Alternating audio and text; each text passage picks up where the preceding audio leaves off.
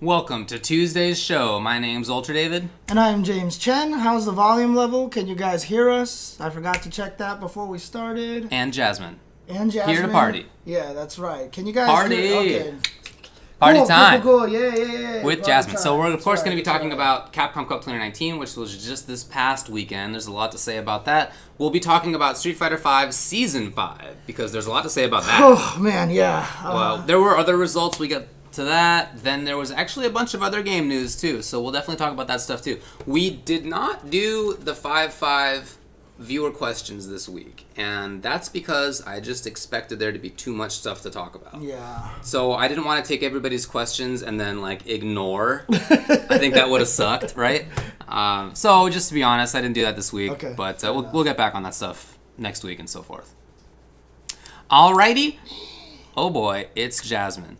Let's talk about Capcom Cup. Just this past weekend, of course. It's the culmination of the year for the Street Fighter V Capcom Pro Tour. It was this past weekend. Yeah. Didn't quite go as a lot of people would have hoped. Let's just put it that way. So, and yeah.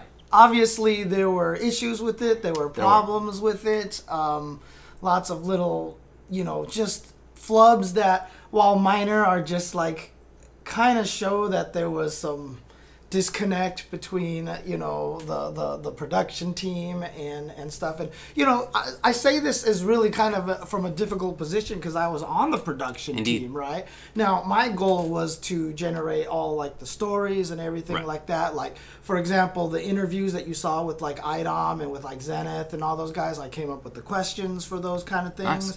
Nice. When the 4 matches were played off stream that I was not aware of, when they did that, I was tasked with watching them and creating the replay you took package. Notes. Yep. I saw you take notes. So that's why I took all the notes, and when they replayed it, so I was doing a lot of that stuff. I helped have to craft like the Pocky KO challenge and stuff like that. So unfortunately, I didn't have a lot of say on a lot of the other stuff. Nobody blames you, dude. So yeah. I don't think anybody would come into this thinking that you were trying to screw up or that you even did. Right. Also, another thing, just to establish this from the get-go, so Glenn took a picture of me sweeping the stage, and he was like, what? They even have James sweeping the stage? He knew it was kind of a joke thing, right? Yeah. But a lot of people didn't take it that way. They saw it and took it straight up serious, and they're like, oh my God, I can't believe they got James to sweep the stage. What the hell is wrong with it? And it started circulating as like people being really pissed about that. Oh, wow. But that's because there was just a picture. Like literally after the whole thing was done, I ran back to the stage and I went straight to the stage man and I was like, get me a broom. It would be hilarious if I go out there and start sweeping it, right? And they're like, yeah, we need you to entertain the crowd because there's a big break anyway. And I was like, that's perfect. I'll come out sweeping the floor. And then like being like grumble, like angry janitor kind of thing, I thought it was a clever little bit. Yeah, so I did that, but then because Glenn took just that picture and put it out without the context, a lot of people thought that they really were like, quick, get James to sweep the stage because we need somebody to sweep the stage. And yeah, that was well. That's a weird response by other people, but okay. Look, there's a lot to bag on it about, but I think I'd rather start by talking about the players and the results because that really should be the highlight. Yes, and yes. We'll definitely get to the rest for sure, but I want to talk about the players because, well, they're the focus and they were the highlight, and it should be like that. And the matches, honestly, incredible. Dude, incredible. Some of the best matches that I've ever seen. Absolutely. Like, I mean, let's talk about that Phenom Tokido match. Oh my God. Seriously, a lot of the matches were extremely good. Like, I really like this game, and I really think that there was such a great display of what I like about it so much. I feel that it's gotten to a point where you can really see somebody's personality in it. I think people have figured out ways to do that I really like. You've seen a sort of parody of play. We'll talk about some of the results, but some of the best players in the world went 0-2, right? So the parody of play is also at its incredible level. That's right. And so again, as we mentioned last week, I'm totally blaming the chat for having our finals have Bon-Chan in there. Can you believe it? These nerds out here. Yeah, I know, right? Totally the chat's fault. Totally the chat's fault. I would have had Idom winning the whole thing. Man. So, all right, let's talk about the results. Usually we do this top down. Let's do this bottom up. So, people who went winless in matches. 0-2. 0-2. Statistically, that's always going to be a quarter of the entrance. That's how the rules work. And this time, those were RES Zenith, UYU NL, CO Dogura, UYU JB, RB Bone Chan, SB 801 Strider, AZ Kichipamu, and FD Fujimura Yukadon? Like, yeah. What? Like, what? Well, the guy who's made, like, every EVO top 8, Yes. you know, and he went 0-2. Wow. That 0-2. is incredible. But those were the finishings. Damn straight, Tap 2 GG. You can't lose predictions if you don't predict anything Oh, yourself. you got the little tap emoji. That's I right, like it. Okay. That's right. Okay, nice. Then people who went 1-2? Yeah, 17th. Yes. Nasser Angry Bird, CYG Daigo Umehara, Nasser Big Bird, Rise Smug, RB Gachikun, FAV Sako, Victrix Momochi, and Knuckledew. Yeah. Unsponsored Knuckledew. Yes. My wallet Knuckledew. Then, 13th places, CYG So Infectious. 2-2, basically. There you go. CYG Infectious, RB Luffy, Talon Hot Dog 29, and Kachitagari Moke. By the way, speaking of sponsorship, apparently he got there by the Japanese community teaming together and getting him into the LCQ, getting him... Into the last chance qualifiers, yeah. Right, I mean, like, paying for his way. Ponos dropped him. Ponos dropped right him. beforehand. Ponos dropped him. They were probably like, you didn't make Capcom Cup? All right, forget it. Right. And then Right. No, you're probably exactly right, And unfortunately. then they're probably like, oops. Yeah, I hope they're saying oops. My bad. Yeah. Never mind. But that's so cool that he did. Well, we'll talk, obviously, spoiler, he won the LCQ. Maybe we should talk about that first. But oh well. Yeah, whatever. We can do this in whatever order. We don't care. Then 9th place finishers. UYU Oil King, Mouse Problem X, Razor Sien, and Liquid John Takeuchi. Yeah. 9th places. Those are the people who didn't make top 8. Did not make top 8. Oh, it was RRQ? RRQ was his sponsor, not Ponos. Oh, I thought it was Ponos too. Did he get another one in between even? I guess. Okay. I guess. So I guess bad. Ponos left, RRQ got him, and then RRQ dropped Wow. him. So RRQ is the one that's saying, my bad. Ooh, they should both be saying that. Yeah, exactly. He's awesome. Okay, thank you for that information. Wheat Lad and High Fight? Duly noted. Our bad. 7th places. Liquid Nemo, Urian, and YOG Machabo Nakali. That's crazy. That's so cool that he got up there, right? Oh, I know. But, I mean, I'm not surprised he got up there. No. I think he's been one of the best all year long. So yeah. I highly agree. Yeah, amazing for Rising Star Nemo and Guilty Gear player Machabo to both get in there, right? Yeah, exactly. Somehow they've figured out how to play Street Fighter. Rising Star Nemo and Rising Star Machabo. Woo, Machabo. New to the fighting game, see? Brand new. Somehow did it. 5th places were Roto Tokido and CYG Fudo, Akuma, and Mika Birdie, respectively. Right. And again, Tokido getting eliminated by Phenom in one of the... I mean, Tokido made 2 crucial mistakes at the very, very end of the match. But a lot of them were decision mistakes, right? So he uppercutted and was like, this is not going to kill, so I don't want to super him. Otherwise, he could have drained him down to a little bit, and the match would have played different. And then one time he jumped over the ground pound, and he was going for the EX air fireball, and he could have just jumped and killed him. You know what I mean? But those are decisions that he made. So not saying that he made mistakes. Those were bad decisions, and he lost as a result of it. So there you go. That happens. Yeah, it was an amazing match. Dude, that match was ridiculous. Amazing match. Dude. Then 4th was Mago, unsponsored Mago. Remember, you know, I mean, September Mago, dude. It's just like ridiculous. Karen and Cammy, 4th place. Yeah, he played extremely well. Then 3rd, NVD Phenom with Karen and Nikali.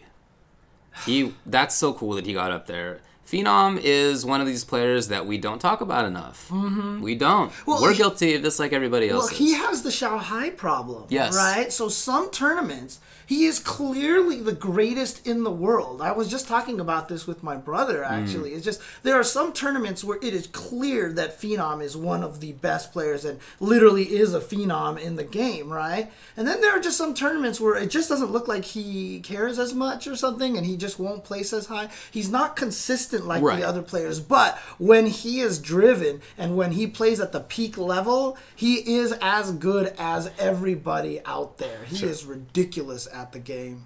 Yeah, and very cool to watch. Second place.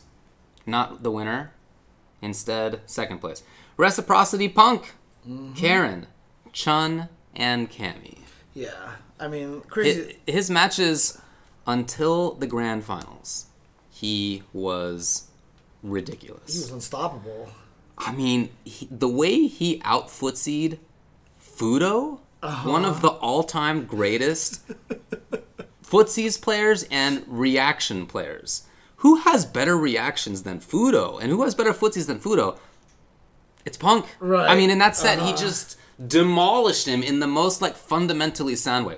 Gimmicks? No. Fundamentally sound. Exactly. There wasn't anything crazy. It was just Punk. Like, he pushes his gameplay's agenda on everybody. Yes. He knocks you down, and he'll shimmy you 90 times in a row, and just, he reads what the person wants to do better than anybody else.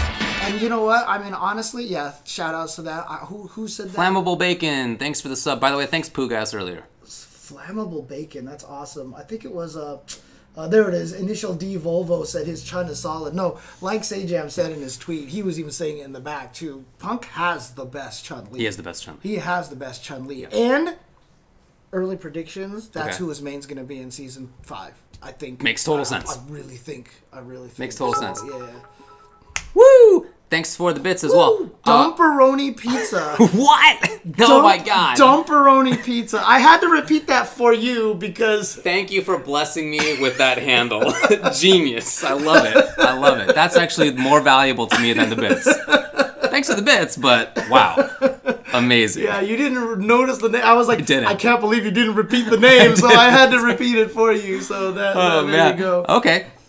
Look, it wasn't even just his shimmying, right? It was his whiff punishing with fierce and strong. Boy, but it's just the thing is, the craziest thing is you would think that the top players would be able to handle that game, but every time Punk knocked you down, his shimmies were just taking everybody out one by one by one. And he almost didn't get knocked down. I think Fudo took one round, if I recall correctly. Yeah. And in that round, cool, like things worked out on mix-ups for Fudo. Other than that, it like didn't even come up. Right. Didn't even. Anyway, amazing player until. The grand finals, when IDOM battled back from losers and beat him in both the reset and the final set with Laura and then Poison. Dude. IDOM won Capcom Cup. I still can't... Dude, part of me he doesn't even believe it, dude. Yeah. Like, the people were talking to him at the after party. He was like, I still don't believe that this happened here. I mean, I saw him at the after party. I had to just give him the biggest hug. I was just like, oh my God. I mean, you cannot, like, what a story. It's incredible. This kid from New York City who just plays there unassuming, never really wanted to travel all that much, but everyone knew he had the potential to be literally the best. He prioritized school instead of traveling, right? And he hates traveling and stuff. And not into traveling. First event was Combo Breaker this year.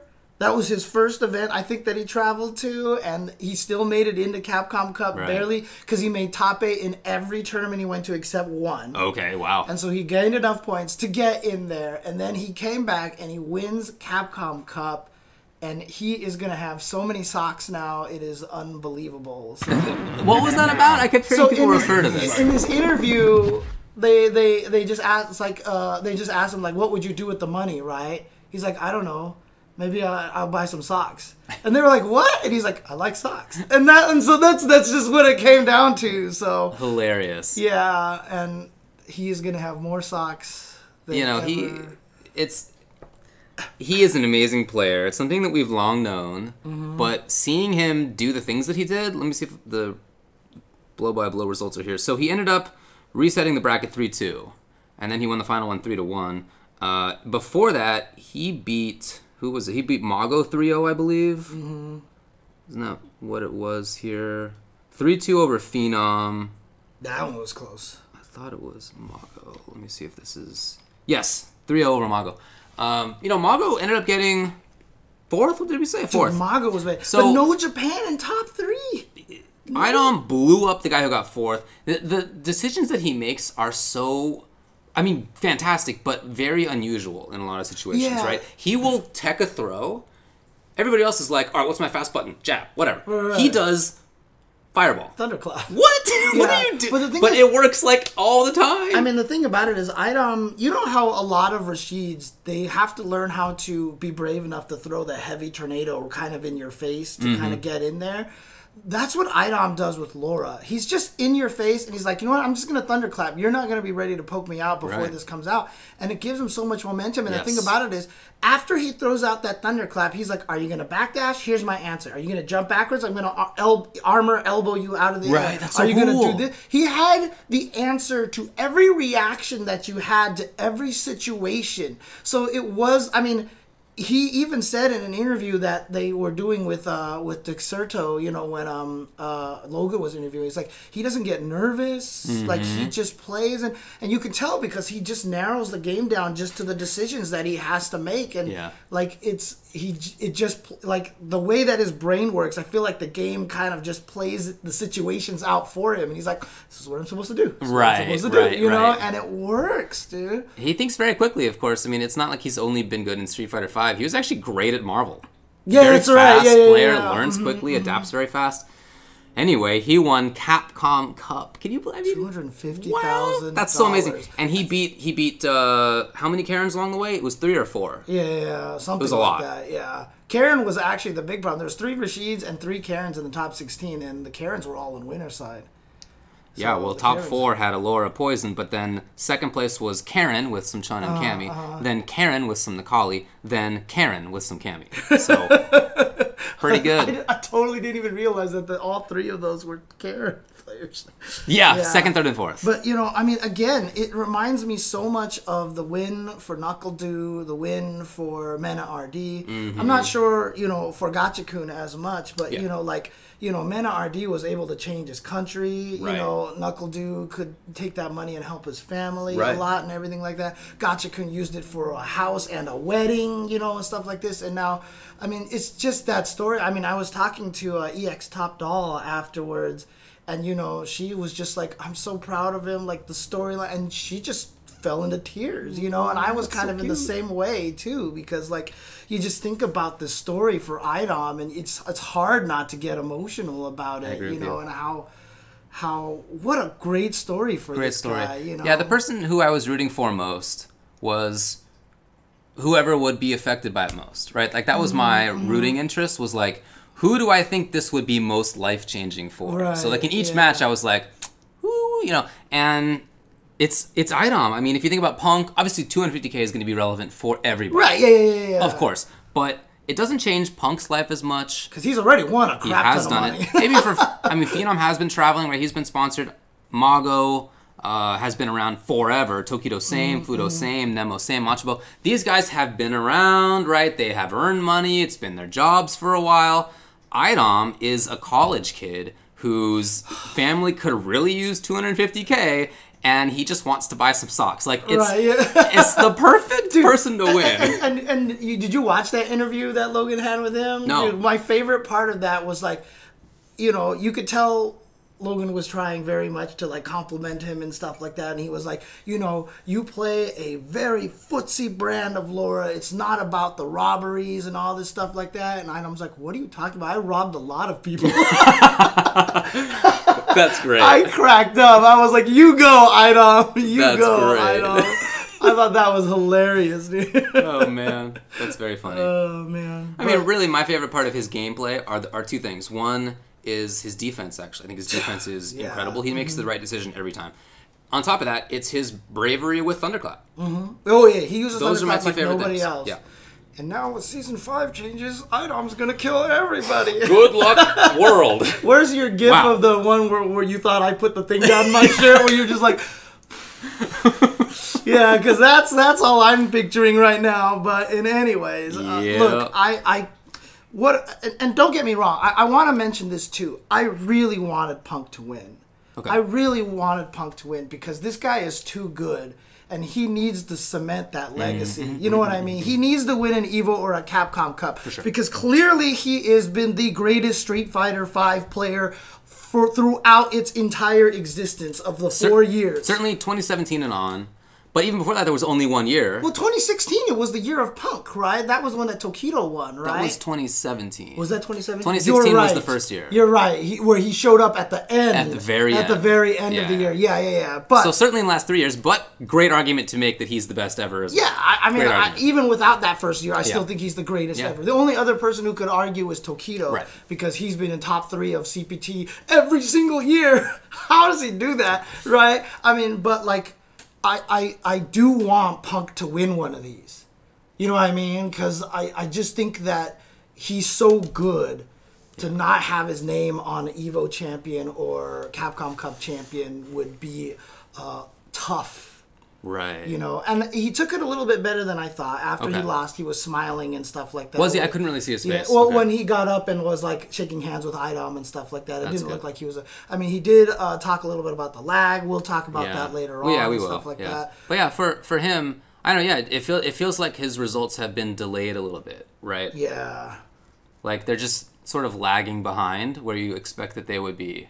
Especially after grand finals like that. Yeah, I mean, so Punk... they're just slow to get through the pipe or something. Punk, so Muddleweight in the chat asks, what do you think happened to Punk? He just suddenly looked super confused in the matches. Well, I think it's kind of like threefold, right? Okay. One, I do think Punk can get in his own head sometimes. Like, when Punk is confident, which is 99% of the times, he's basically unbeatable. Yeah. But if he ever has that little tiny seed of doubt in his head, I think that kind of gets to him. Two, he did say that he felt a little bit of the lag afterwards. But a lot of people are like, come on, you went up 2-0. Other people were doing fine over there. Smug was cooked. He won against Bonchan on that side and everything like that. Three is that I just think Idom got him nervous because Idom wasn't falling for things. You know what I mean? And Idom just turned it up after going down 0-2 because it looked like it was just going to be Punk was going to 3-0 him and it was going to be over. He went up 2-0 and then Idom came back, and I think that just kind of started putting the nerves in place. So. I don't think you can have a conversation about what happened without giving Idom a large chunk of it, of course. Yeah. Of course. And I also think that you're right about his... proclivity towards getting into his own mind and sort of falling apart. I think that's true too. Punk did drop a lot of stuff. He did. And so to me, I wasn't sure if that was nerves or if that was set up, right? So that's the thing at that point in time. So we'll talk about the lag in a little bit. Yeah. So there you go. I mean, those are the matches. I mean, really, some of my favorites in SF5. Just amazing matches throughout. I'm very looking forward to going back and watching them again and sort of watching them with commentary. And so, some of them I watched, like, I'm kind of chatting with friends, of course. Right? I was at the event, drinking in the back, right, hanging out. I mean, not getting lit or anything, but, just having a beer with friends. Sure, David. When I saw you, you were, like, totally wild.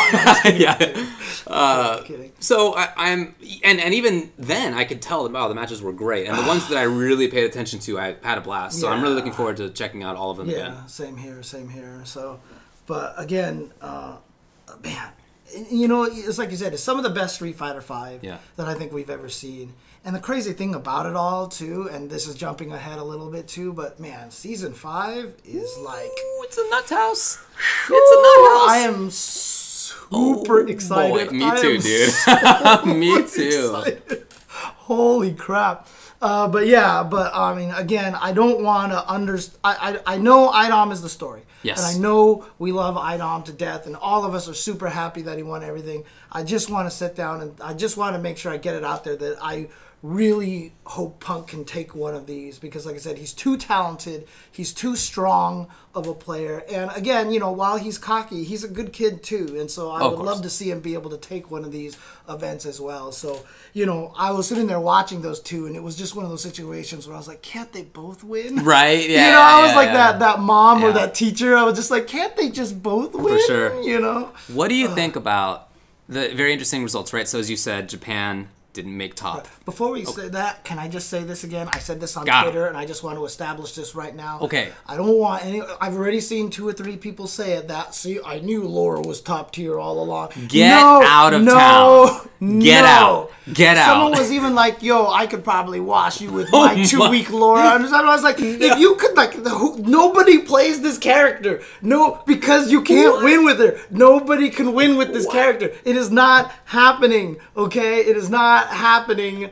Only Idom is doing this well with this character, okay? And she's not a bandwagonable character. No! This is not a Karen or a Cammy where you learn the 3 things and you do it. This is so many unique little situations. Right. She's very complicated to play well. Yes, exactly. So it's not just that she's... Even max level Karen, or Laura, is not as high as max level Karen, etc. She's not, right? No. But on top of that, to get to max level Laura is way more work than to get to max level several other characters. Obviously, many other characters. With Street Season 5, we can shove that argument out the window, but... Anyway, she'll be...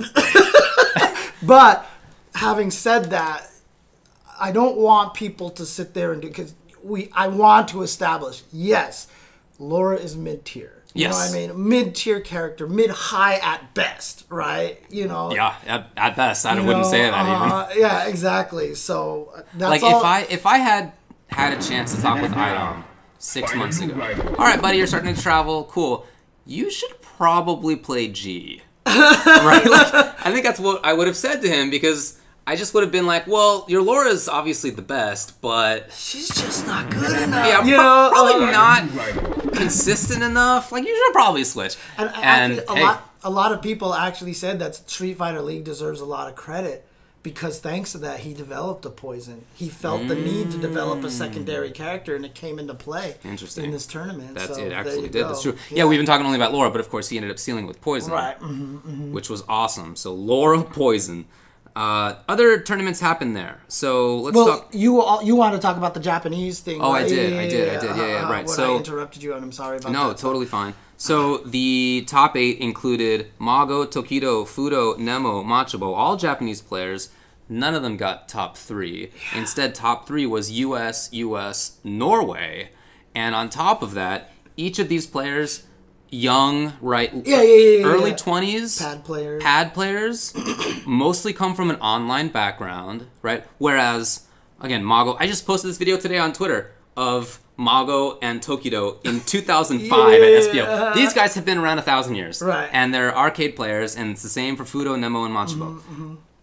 Whereas, Idom, Punk, Phenom, this is like the new crop. Well, I think you're missing one very key factor to the placement of the way that this tournament went out. And, you know, he kept getting mad at me when I kept saying it, but I kept going up to Femi, and I was like, thank you for upholding the, you know, British commentators for top 8, giving us the American winners. Oh, you know, wow, what a deep cut. Yeah, okay. The American Grand Finals. I kept going up to Femi. I was like, thanks for helping US win. He just looked at me and he walked away. And he was so mad. Dude, can you... Twice now. That's an unbreakable pattern. Exactly. Twice. I think that deserves the biggest credit You're right. out of everything. You're right. Femi and Logan they commentating heard the British top voice. That makes total sense to me.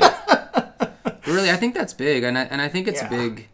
It's sort of representative of a shift. Of course, this has happened in other games too, and it has been happening for a while. And in Street Fighter, Punk has been one of the best for not new, same for Phenom, right?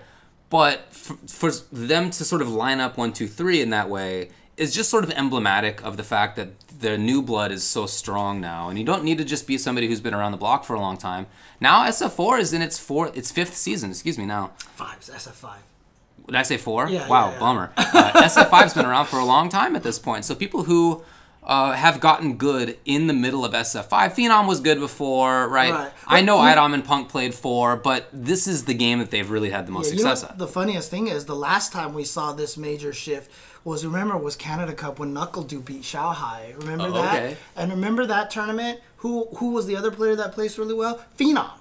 Phenom is always in this mix. Sure. Like Phenom's been good. You know, what I just mean is, it's like, for some reason, like when it shows, when it really shows, Phenom is always a part of that. There you go. It's interesting. It's interesting. I don't know. It's just me looking for completely random patterns that have no significance whatsoever. I think it's cool. Yeah, I mean, look, there's definitely this young crop, and that's a big part of the FGC, and has been in other games. And, right, this is just emblematic of that. Yeah. And I think that's really cool.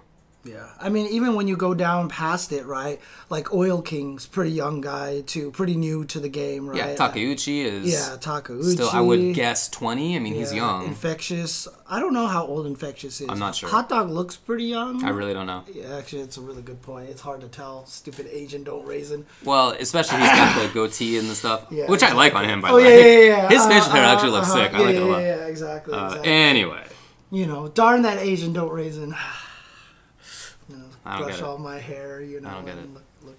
You know, here's a true conversation I had over the weekend. I was talking with somebody about... Infectious is 30 and has a kid. Okay. For real? Oh, wow. Wouldn't have guessed. That's great. Okay. They were, like, asking me sort of about how did I get into doing law and stuff like that. Yeah. And so I was just telling them a story, and I was like, oh, you know, in 2008 I graduated and the economy was bad, so I had to find my own gig. And, you know, I started playing fighting games in 2002. And at this point, the guy stopped me and he was like, how old are you?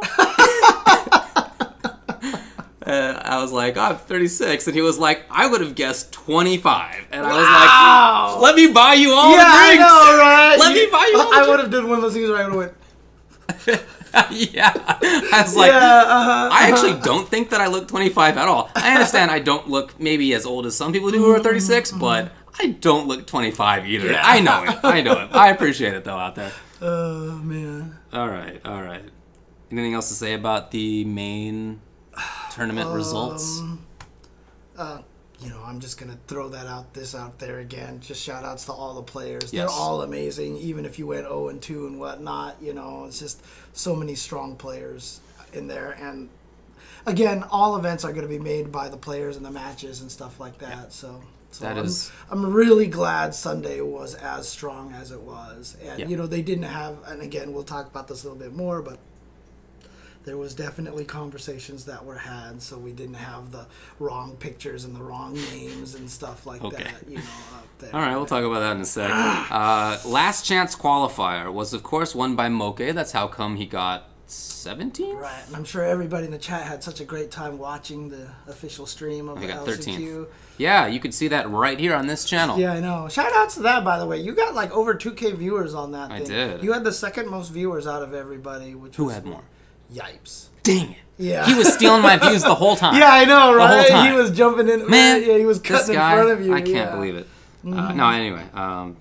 We'll talk about that in a little bit as well. Moke won it. Commander Jesse got second place, which was really cool. I know he wanted to win, right? But that's very nicely done. Second year in a row, SoCal Dulcim got stopped at second place, dude. Because the previous year, remember, was Denka Diaz's run. Yeah. And he lost to ZJZ at the end. I do remember that. Yeah. Shout out to Jesse.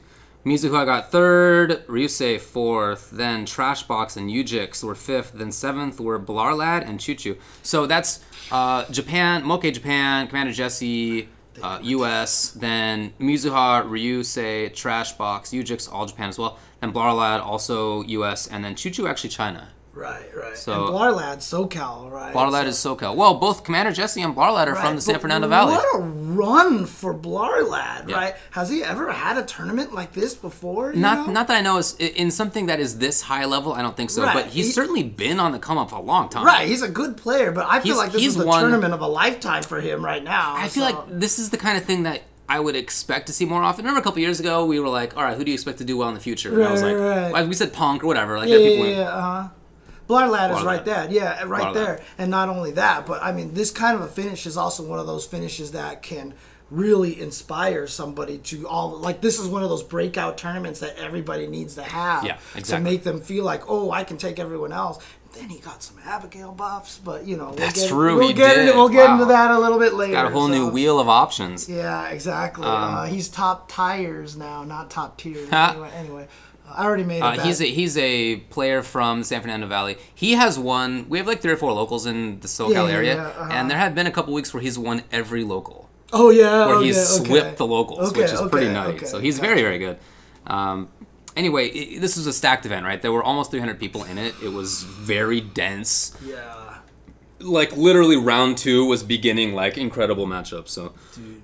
And then... Name a name, and they're basically in here if they weren't in Capcom Cup. Vi had to send Itazan to loser's bracket, and then you know who... He always takes somebody out. Right. Always. One Evo it was Knuckle in Street Fighter 4. It was Bonchan, Sagat that one time with his Hugo. And then when Itazan went to loser, he ended up losing to Wei Li from China, who was a Laura player. No way. Itazan Zangief lost to a Laura player 4 rounds straight, I heard. Because like, he might have been mentally just defeated or something like that after he already got sent to loser so early. But he lost to Wei Li's Laura in loser's I think bracket. that Geef dunked on Season 4 Kage as well. Yeah, I felt like that was a really bad matchup for Kage. So, anyway, shout outs to both of those players for taking out one of my all-time favorites. Appreciate it, guys. Yeah, it was, thanks, dude. Yeah. The matches were really, really good in the LCQ. A lot of players played extremely well. Did you get a chance to see Hawaiian Shirt Man? I did. What a fantastic human being. What a character. Yeah. Did you experience him as a human being, or did you experience him as a walking Hawaiian Shirt Man meme Let's character? Party? Did you like talk with him? I only talked with him briefly. I said good job, and he was like, "Thank you, I'm a big fan," or something like that. And that's like all I heard from him. But outside of that, everything was Hawaiian Shirt Man. That's it. So the whole weekend, I never talked with him, but the whole weekend I saw him in character. Not sure, but he... Did you get to his human side at all? No, I'm saying I only saw him as a character the whole time. I don't know if that is a character. That's what I was going to be saying. Okay, right? okay, so, gotcha. Sorry. I'm not sure if character or if human. I saw him over the weekend. It's just him. Maybe. I really think it's just him. And you know what the best part about it is? It was hilarious either way. When I was watching him play... And I think that I was even saying this on like Frankie's stream, on Stupendous' stream and stuff like that. You know, obviously he's just like switch, run up, EX uppercut, do this, all this. He's crazy. But it really belies how good of a player he is. He actually is good, yeah.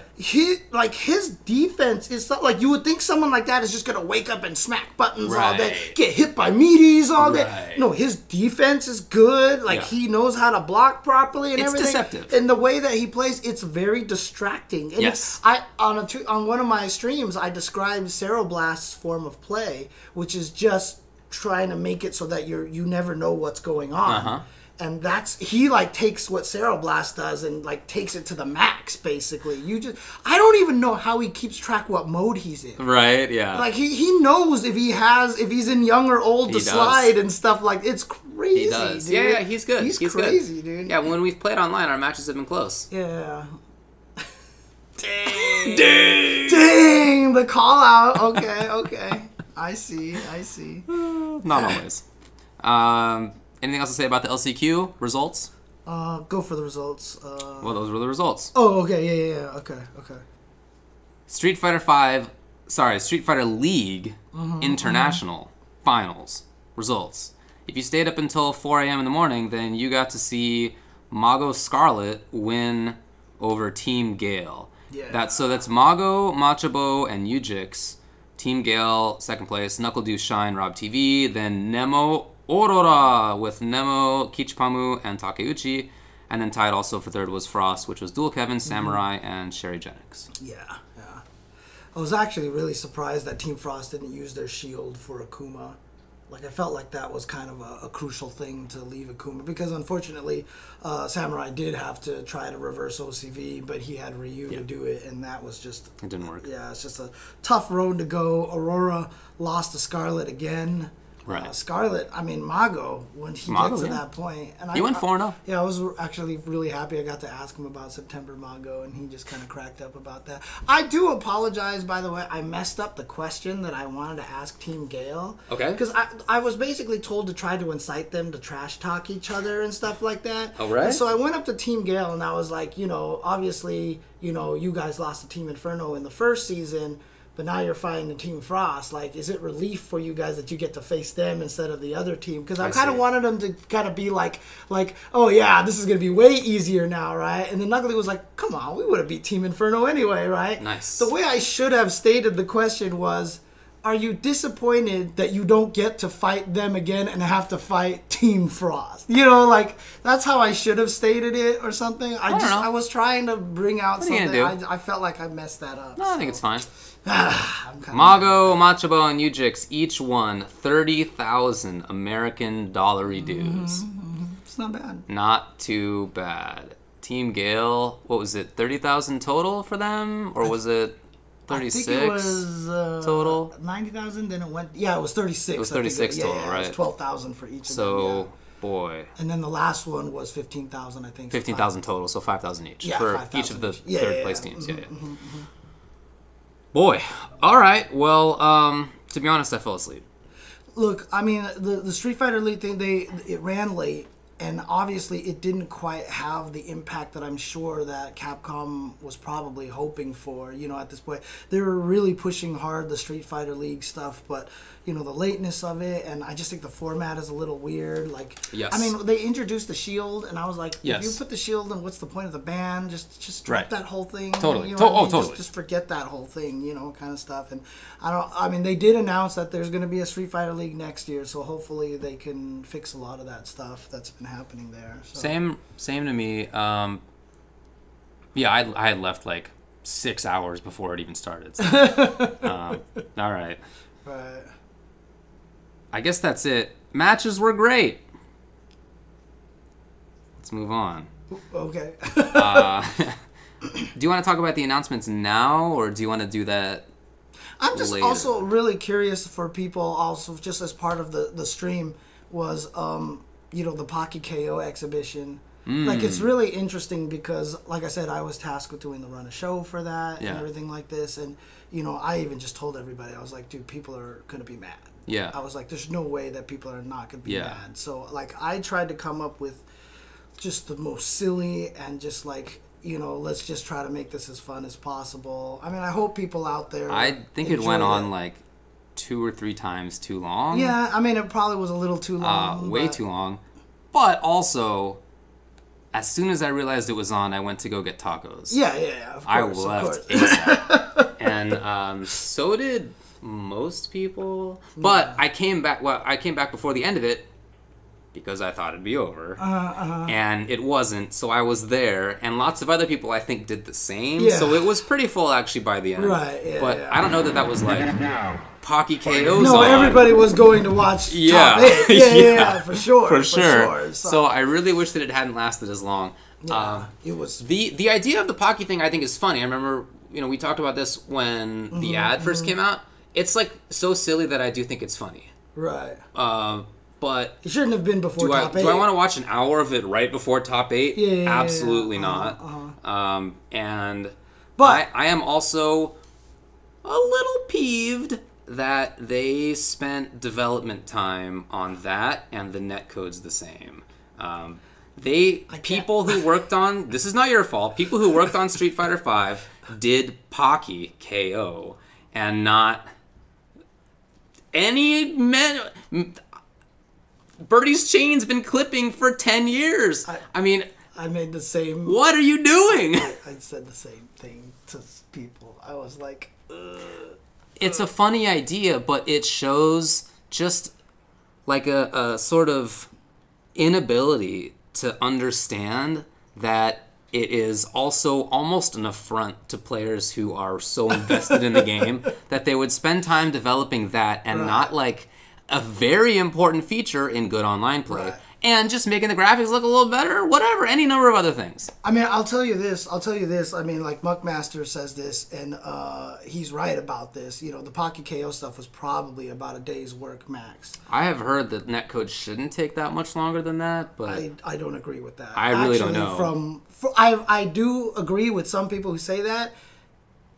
If probably it was done right. You think it's just spaghetti? I just don't think it's going to be that easy for this particular Maybe case. You're right, okay. I don't think it's as easy for this. Okay. If it was done right, I agree. I don't think it was done. Fair enough. That's my interpretation of the whole entire situation. I'm sure what happened, as people are saying in the chat, is that they specifically got funds that were allocated for this specific, like, time spent on Yeah, making Pocket that KO. had to have happened Of too. course, Yeah, of course. But right. that also means that whoever the humans are that are spending time on that aren't spending time on other things. They're being compensated. I get it, but you're not doing the things that people would like. Right. And so.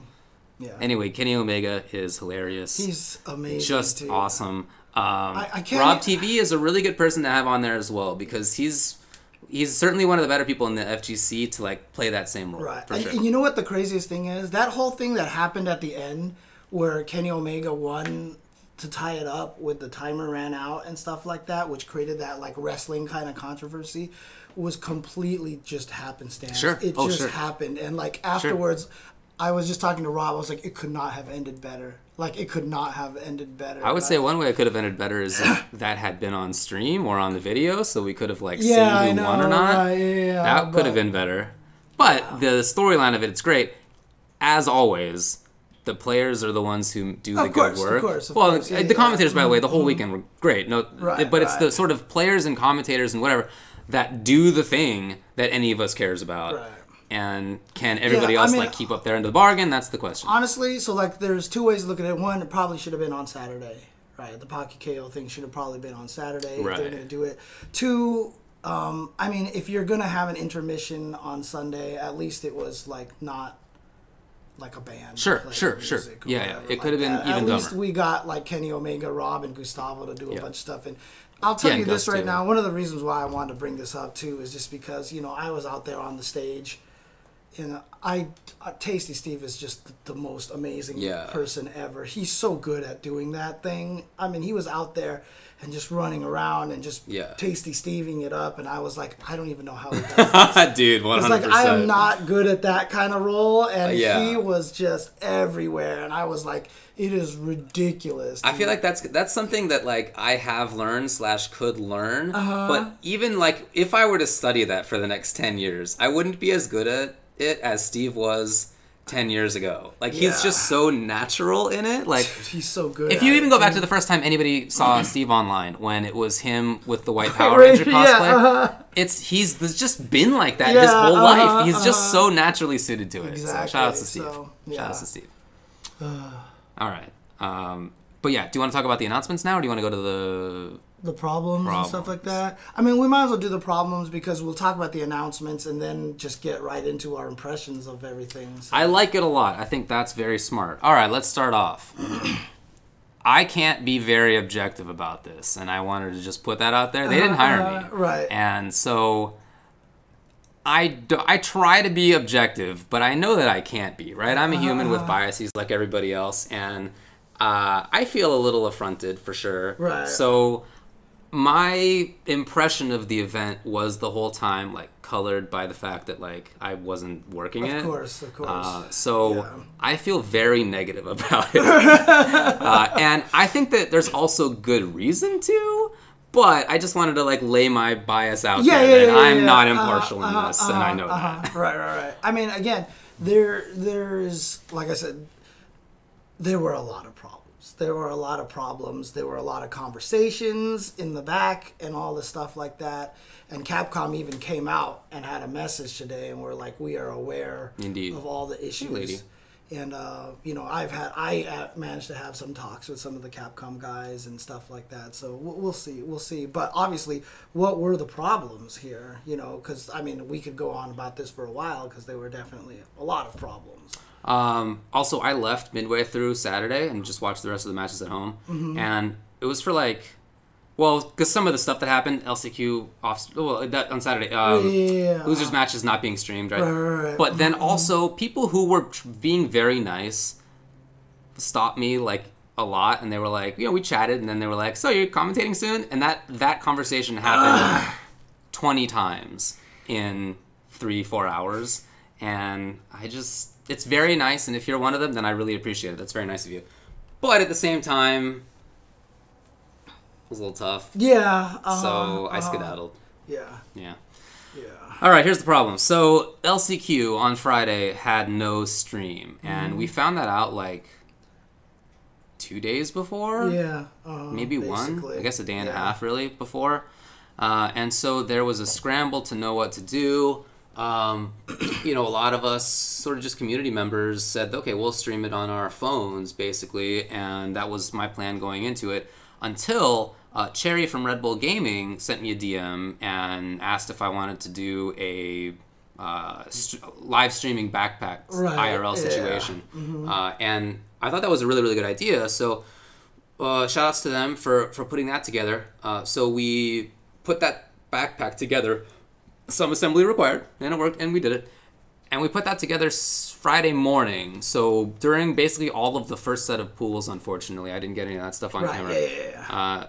And then we tried the backpack, and unfortunately, great product for lots of things, but not that great for like showing a screen in close-up format. So I ended up not doing that for the rest of the day. So I just streamed it on my phone.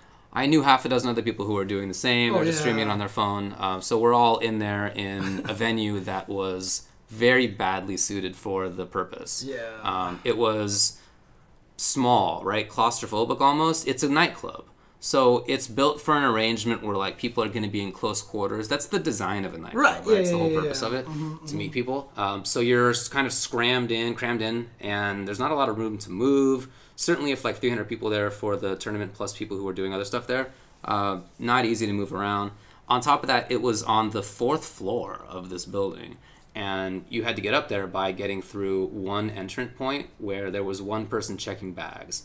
And I got there at about 9:50 a.m. The tournament was scheduled to start at 10, and there were a lot of people who were in the line who were scheduled to have their pools be at 10, and they were there. They had been there waiting in line, and some of them didn't get up until like 10:20. And luckily, I don't think anybody got DQ'd. No, they were literally saying, "Don't DQ anybody. Don't DQ anybody. We're still getting people in. We're still." And downstairs, we were having the conversation of, I hope they realize. So I was frantically sending texts. Everybody else was too. It's people that they knew up there. So yeah, luckily nobody got DQ'd as far as I know. But still, that was like a lot of, people who could win this event to then try to win $250,000 were in kind of a stress state of mind to go into this thing. On top of that, I saw in my 20 minutes waiting on there at least 4 people who thought that they had a badge to get in, who thought that them getting a VIP badge for Saturday and Sunday meant that they had a chance to get into the LCQ to watch, and they did not. That was a different badge. Jesus, you had to have bought like the LCQ. Okay, I didn't hear whatever. That. Yeah. Okay, so I saw several people who just were turned away, and they just couldn't go in. I don't know these people's stories, but maybe it's like, hey, I want to go watch Capcom Cup. I'm gonna take time off from work, or here I am in the morning. Maybe I had to travel. Even if not, I'm here on a Friday morning, not working. I want to come watch the thing, and they could not. They were turned away. So just right off the bat, it was definitely bad news. So the LCQ happened. The matches were great. Man. But we were all crowded around so closely that, right, so imagine you're a player. I was here. You're facing the other direction, right? But I'm here, like, with my little camera, right behind you. Exactly. And I was trying to keep a respectful distance, but there were 100 people behind me who were also crowding. It was just very, very packed. And then right after it ended, we got kicked out immediately. If you go back and watch the stream that I was doing, Moke wins, right? Jesse gets up, they shake hands, Jesse's being consoled by friends. Right then, security guard yells in my ear, "All right, everybody," like immediately, like no time at all. And that's not to say that like I thought we were gonna then get time to play casuals, although that would have been great, but boy, get out of here. Right away was not what I expected either. So Friday I thought was one of the worst events that I've been to in recent times. I felt like it was like something that like a small arcade would have run in the mid 2000s if somebody was running a bracket for the first time. Like it was just disorganized and poor communication between the people who were running the event and the people who were like security or whatever. The venue was in the VIP lounge bar area of the Novo Theater, which used to be the Nokia Theater, basically. Oh, so, I didn't know that. Yeah, so there's a giant stage where you can watch everything, but then there's the VIP lounge where all the people get to go up there and get drinks and stuff like that. That's where they ran the LCQ. That's where they ran the 250-person LCQ. Then Saturday... It wasn't big enough. It just wasn't big enough. Then Saturday we got into the main area, which had tons of space. Right. The downstairs was full of space, and they had to have rented that out, too, the previous day, for sure. They were setting up in there. So anyway, it was very bad. Very bad. Then, whatever, Saturday happened. I was really disappointed to see that players lost off-stream. That 4 matches in Losers Round 1 happened off-stream. So, I don't remember who all it was, but at least Gustavo and Zenith and somebody else... Fujimura. Got eliminated. Somebody else too. Luffy. And Luffy. No, not Luffy. No. Luffy. Dogura. Because that match was a blow. Luffy Dogura. I didn't see it. Oh my god. I mean, my recap of it was literally 7 rounds, 7 times that Luffy stunned Dogura. Really? Yeah. Wow. It was 7 rounds were played, and he got 7 stuns. That's wild. Yeah, he lost one of the rounds. Right. But he won 6-1 in rounds, and he stunned him in every round. Wow. So it was pow stun, pow stun, pow stun, pow stun. Like, that was my recap, dude. Well, that match is lost to Eternal History. Yeah. It was, I mean, the thing maybe about somebody streamed it from that camera. They recorded it. Those matches are recorded. Right. So Psycho Blue wanted me to tell people that they recorded every match at the LCQ. Not quite every match, but a lot of matches. Okay. And, I mean, Cross Counter has them all. Yeah. They did the same thing for the North America Regional Finals. They recorded a bunch of matches over there. There are no matches. They haven't been put out yet. And I don't know when they're going to put out the LCQ matches for this as well. And like me and Sejam were talking, and it's like matches like this have like a 2-day lifespan. Yes, got to be fast. Yeah, if you don't get it out right away, nobody cares anymore. So, you know, it's literally a different game today. Yeah. Hopefully, literally the Street Fighter V changed, so it's actually irrelevant now if you want to learn anything for your character. It's true. The time's gone. I hope they get it out soon, but you know, we'll see. Yeah, I mean, Psycho Blue was very adamant about me like explaining that these matches aren't lost, and you know, right. Nice guy doing nice stuff, but like not enough. Anyway, so big bummer that these players got eliminated off stream, and you could see it honestly. Like Sako is always smiling, and he wasn't smiling when they sat down to play him and Gus. Oh yeah. And Gus. 801 Strider. Boy, he was not happy. Didn't want to talk about it. Unhappy. That he got lost off stream.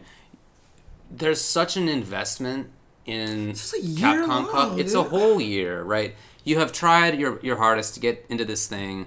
It is big time disrespect to the players to not show them on stream. Big disrespect to the players. I will also say this, and again, you know, obviously I was on the team, and I'm sorry about that, you know, that I wasn't able to take care of a lot of these things. You can't do everything, man. I don't blame you. I mean, when I found out they were playing off stream, they're like, yeah, we need you to watch these matches so you can get the highlight package so we can play. And I was like, wait, where's the stream? Right. And then they showed me where the stream was, and I was like, so this is where the stream is. Like, we're not streaming it. And I was like, can we get a projector and put it onto at least something so people can watch? Because everyone's going to crowd around here to see what's going on. They're like, we don't have a projector ready. And I was like, can we put it on one of the TVs?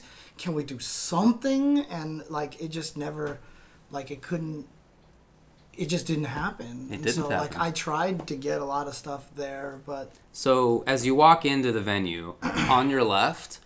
On your right is the main area, right? There's a bar, and then there's the big stage. On your left is elevators, and then a setup where Pocky KO is there, or Pocky's there, and you can play Pocky KO or whatever. And then there's the station where the players played off-stream matches, and then there's the bathroom. Yeah. And so they were eliminated off-stream between the Pocky and the bathroom. Yeah. Boy, you just can't think very much of the players if, like, that's where you... Not only where you put them, but, like, obviously no stream, but not even, like, in near the front or something. You're just... That's pretty tough. That's not very nice.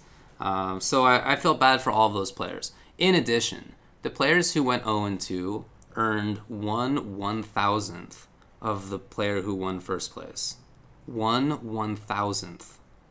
So what they get? $250. $250. And first place won $250,000. I mean, it's been that way for the past few years. One right? 1,000th. Yeah, that's the way it's been. Earnings. Like, that needs to change. I mean, that's just incredible. $250 would not be a week of work for anybody. Mm-hmm. And this, well, certainly not in the U.S. And, I mean, that's, unless you're literally having your wages stolen, I mean, they had to take off time, right? So if you're traveling from anywhere, then you had to leave on Wednesday or Thursday, and then you're playing, you have to be there Friday, you have to be there Saturday and Sunday, of course, and then maybe you leave Monday. So it's most of a week, or for some players this will have been a week, and they earned $250. At least as far as I know, their flights and stuff were taken care of. Yeah. But that is not enough money to fly to the first event of next year's CPT. Right. You can't. What do you do with $250? I mean, that's, you pay off your cell phone bill. I mean, I don't know. Like, it's not much, and first place got 1,000 times more. It's just unconscionably small. I mean, come on. You couldn't. Okay, I get that you want to say we have a $250,000 prize. I understand. That's probably what the decision is here. Could you not have spared $2,000 more to apportion among the people who finished last? Could you have maybe? I feel like this is one of the situations where you see the tweet and it's like, help me balance my budget. My family's dying. Like, $200 groceries, $100 electricity, $6,000 candles, right? Like, yeah. It's that. Like, how did you not give more money to the people who are the most important, the players? Right. Yeah, I mean, again, there's this whole balance thing again of, trying to make sure that the first prize, it looks impressive, right? And that's the hardest part about it. But I don't feel like that there's that much more budget you have to add to be able to give a little bit more. Like, you don't have to lower the $250,000. No, you don't. Leave it at $250,000, but just give the players down there a little bit more money. Just like allocate more budget for the prizes. And as someone mentioned, there's going to be 40 players next year, right? According to the announcements, right? And so does that mean they're going to get even less? Does that mean they're going to get more? Like, who knows what's going to happen? Who knows? In that situation. Who knows? So, yeah. But again, it's a tough situation because, it's the same thing that happened with Tekken last year, right? Where the first prize got 7,500, right? You have to go through so many hoops 7,000. to be able to. Was it 7,000? It was 7,000. So, like, you have to go through so many hoops to get this approved. It's not just like as simple as someone going, you know what? Let's pay them more. Here, Capcom, this is your budget. Here, just put a minus in there. We're gonna take. Like, obviously, you need a lot of stuff, and like, obviously, the fighting game division hasn't been making us much money as Devil May Cry and Resident Evil and Monster Hunter. So, how do you go up to the guy and say, hey, can we get a few more $1,000 to pay these players? Obviously, so it was $250,000 for IDOM. Great for IDOM. Mm-hmm. But it was that much because they put all of the extra money that they got, the DLC stuff, there. I think it was going to be $120,000 without that, if I recall correctly. Mm-hmm. So they gave him $130,000. Right, it's extra. What they've done all 4 years. It could have been $100,000. Right. But I don't just want some socks, man. I mean, you couldn't have apportioned it. The marketing is so asinine that the importance of it is to say $250,000 and not like, this is in total, we have $370,000 to give out, right? Mm-hmm. Use that as your marketing message, right? Do you need first place so badly that you would make it harder for other players to make this a living. And especially because the people who lost off stream, extremely important for their sponsors to be seen, right? The whole economy of esports and teams is reliant on eyeballs, and they didn't get eyeballs, and they got $250. Right. I mean, to be honest with you, like I said, they did it at EVO the 1 year, right? They did lower the prize for first place when CN won it. Yeah. And the amount of backlash and the amount of brushing off the event was huge. There was like $10,000 or $15,000 at stake. Right. This is $250,000. I understand. It sucks because like that amount makes a big difference. Like, we want to pretend that it doesn't. I would be fascinated to know how much. I really don't. To publicly be able to say it was $250,000, like $250,000 sounds a lot more than $200,000. It's weird to say that. I guess. That's why we charge things at $9.99 as opposed to $10. I understand. I think it'd be very. Does anybody know? There's some marketing heads in here for sure. Right. Is there studies on this? Because my gut is the same as yours. Right. But I don't know that that's true. I'd love to know either way for sure. Right. Obviously, the pools are very, very different. Right. Like $370,000 is a lot more. You could spread it a little bit better. You could have spread it. Yeah. $370,000 pot, and they got $250.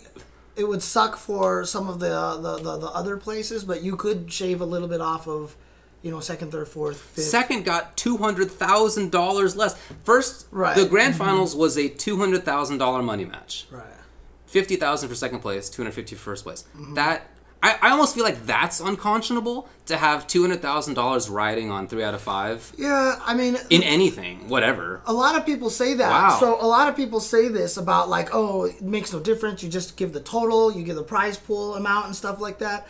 I mean, just from the conversations that I've had with a lot of people who are not involved with it, right? Not involved with the fighting games. Like, when you ask them, they ask, how much does the first person place make, right? Yeah. When people talk about the Fortnite prize money, people don't talk about the pool. Sure. They only talk about the kid winning $3 million, right? They don't talk about the pool. Also, like, the 8,000th player in that event got $1,000 or something. Right, exactly. I don't know what the numbers are, but nobody talks about that. And again, I'm not saying that this was the right way to do it. I'm saying that it sucks that it has to be this way, right? When I talk to people and they ask me, like, how much does the first person player make? When I used to say, like, oh, a few $1,000s or whatever, they were like, pfft. Right? But if I can say $250,000, that just psychologically makes them go, wow, this is actually important. Right. You know what I mean? And it sucks that it's like that. It sucks that it's that way. I don't like it. I think you're right that people care about how much the first place gets. Right. The sort of randos, right? They care about that.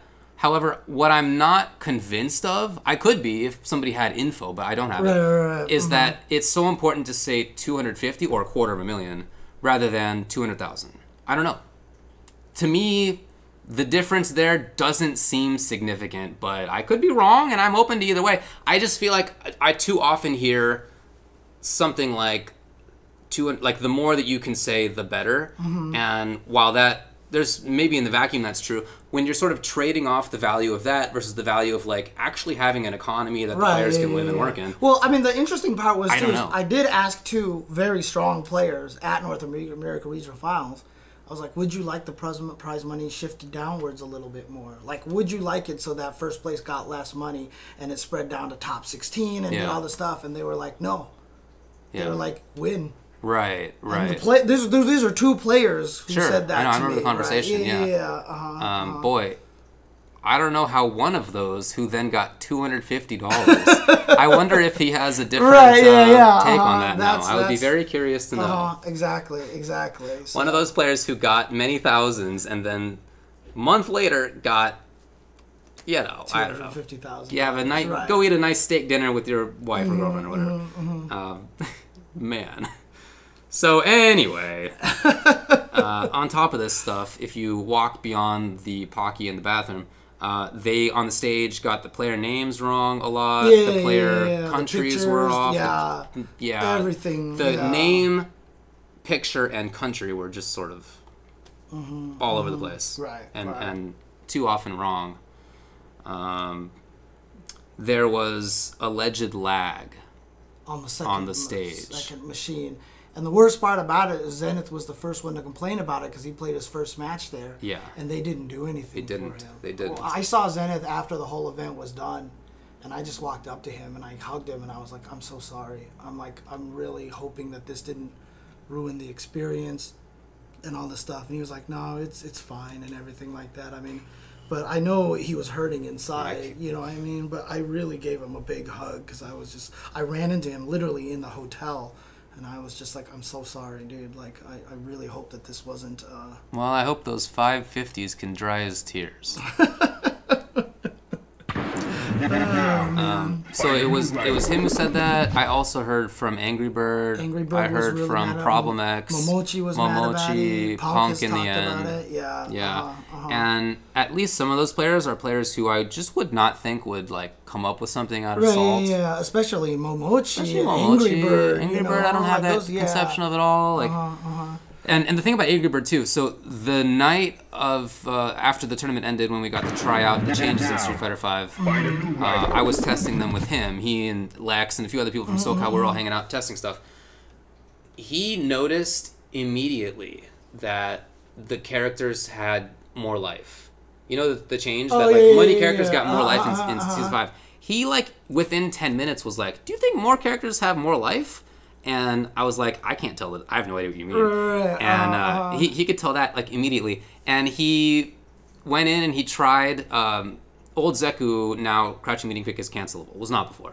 So the first thing he tested was, is this cancelable? He just wanted to know. It turns out yes.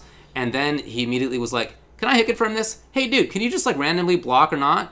And he immediately could hit confirm it, like just he's just that like in conclusion, this is a guy who knows the game at a level that I don't. I can't see, I can't react, I don't the little pixels of life difference. He's so precise. For him to say that there was lag, I kind of believe it. Yeah, I mean it was consistent enough that and you know people had the same complaint at NARF as well, right? That's what Punk was so angry about after he lost there. The hardest part is that, you know, obviously some players did win even on the second player side, and you know someone actually put the stats out for the win ratio and stuff like that, and there wasn't a statistical difference. On Best of 5, I think the stat that Ace King Offsuit said was that first player side was 22 and 14. Right. I think that's what it was. But also, on day one, they had the higher seeded player play on first side and the lower seeded on second side. So another way to think of it is the player who was seeded higher went 22 and 14. What can you really learn from this? I don't know. I don't know. So it's just, all I can say is it's an allegation. I don't know if it's true, but see, again, these are people who I have a tough time disbelieving. And that's the weird thing is a lot of people are saying it might be the splitter, but then the people have said that it wasn't the splitter. And, you know, I said this on Twitter as well. This is kind of why I really just want to go back to one monitor. You know what I mean? I just want to go back to one monitor. I'm not sure that was the issue, but the thing about it is, even if it wasn't the issue, it affects both players. That's the point. So they're playing on the same PS4 on the same monitor. They're playing on the same PS4 on the same monitor. So if the PS4 is overheating or whatever, you can't blame anything. Then that way, if one person is feeling lag, then it's their controller Bluetooth. Then it's, you know what I mean? If they're on the same system.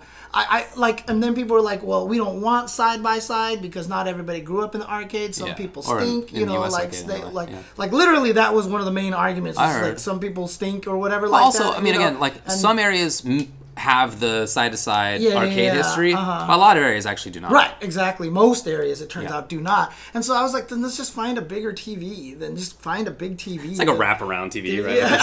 I mean, like the TV that's right here, the TV that I have, they both play great. Display Lag has plenty of information for that. Let's get a 55-inch TV for the stage, make it big so that they can play far enough apart from each other and play that way. You know, why not just do it that way? Sounds right.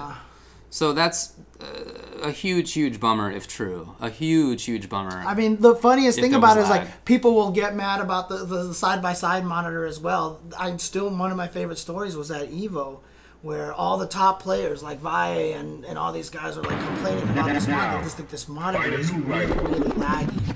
It's not good, right? And so Tom Cam was like, all right, we'll try to do something about it. And he grabbed the monitor, took it away, brought a new monitor, put it down, and they all plugged it in. It's like, is this monitor better? And they're like, yes, this monitor is definitely better. And Tom was like, it's the same monitor, shut up. And then just like, that was the end of it. Yeah. So. Yeah, I think there can be confirmation bias, for sure. Of course. Yep. Of course. That's the way it works, so. That said, boy, you can tell I'm very impressed by Angry Bird, like being so precise. Yeah. But having said that, Do I think that this monitor had lag?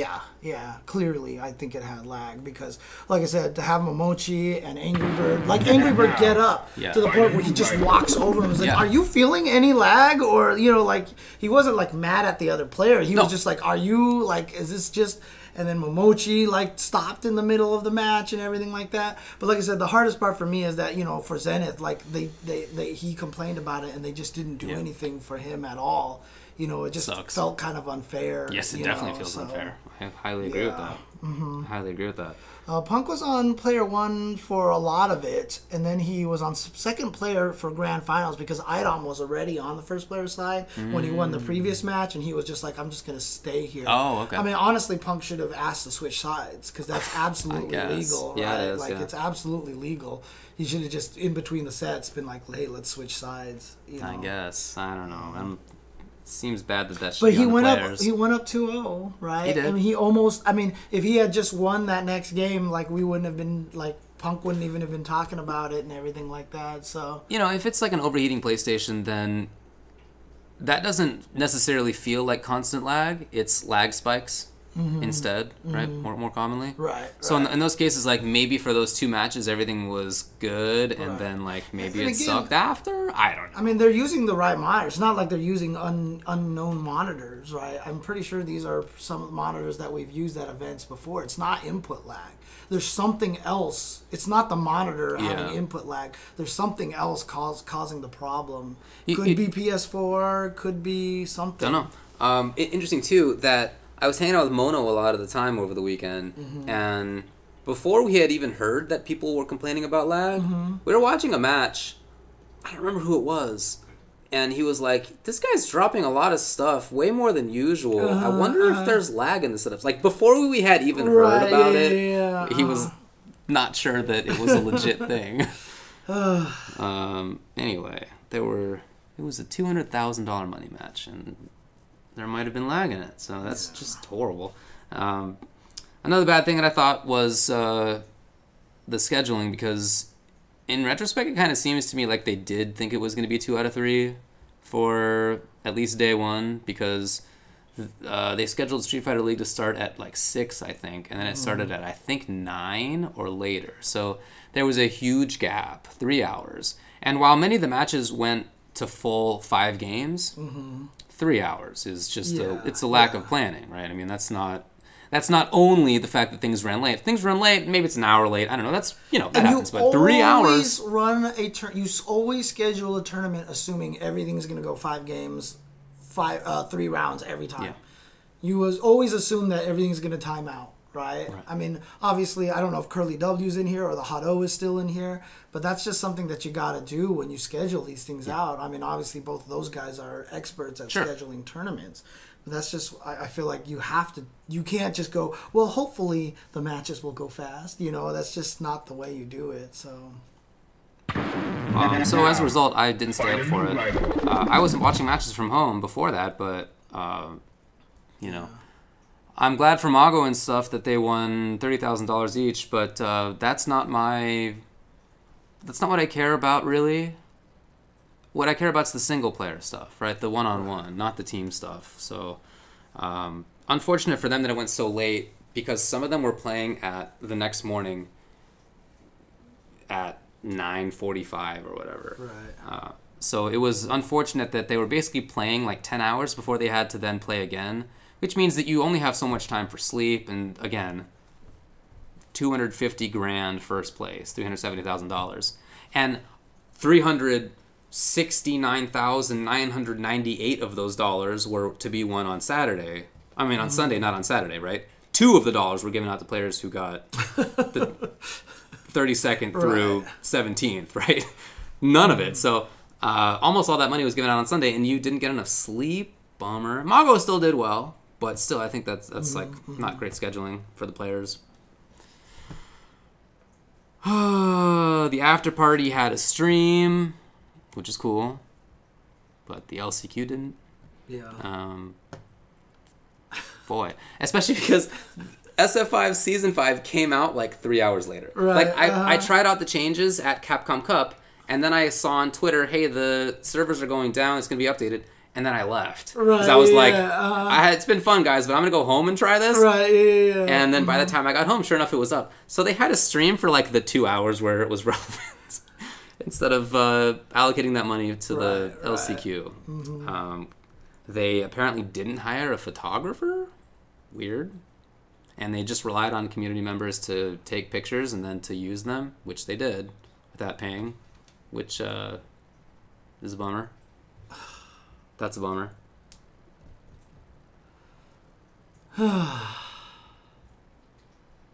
Did they pay after all? Oh, they were paid. Okay. Yeah? Okay. Okay, because I was told that they were not, but I really hope that you guys are right. Ah, okay, that's good to hear.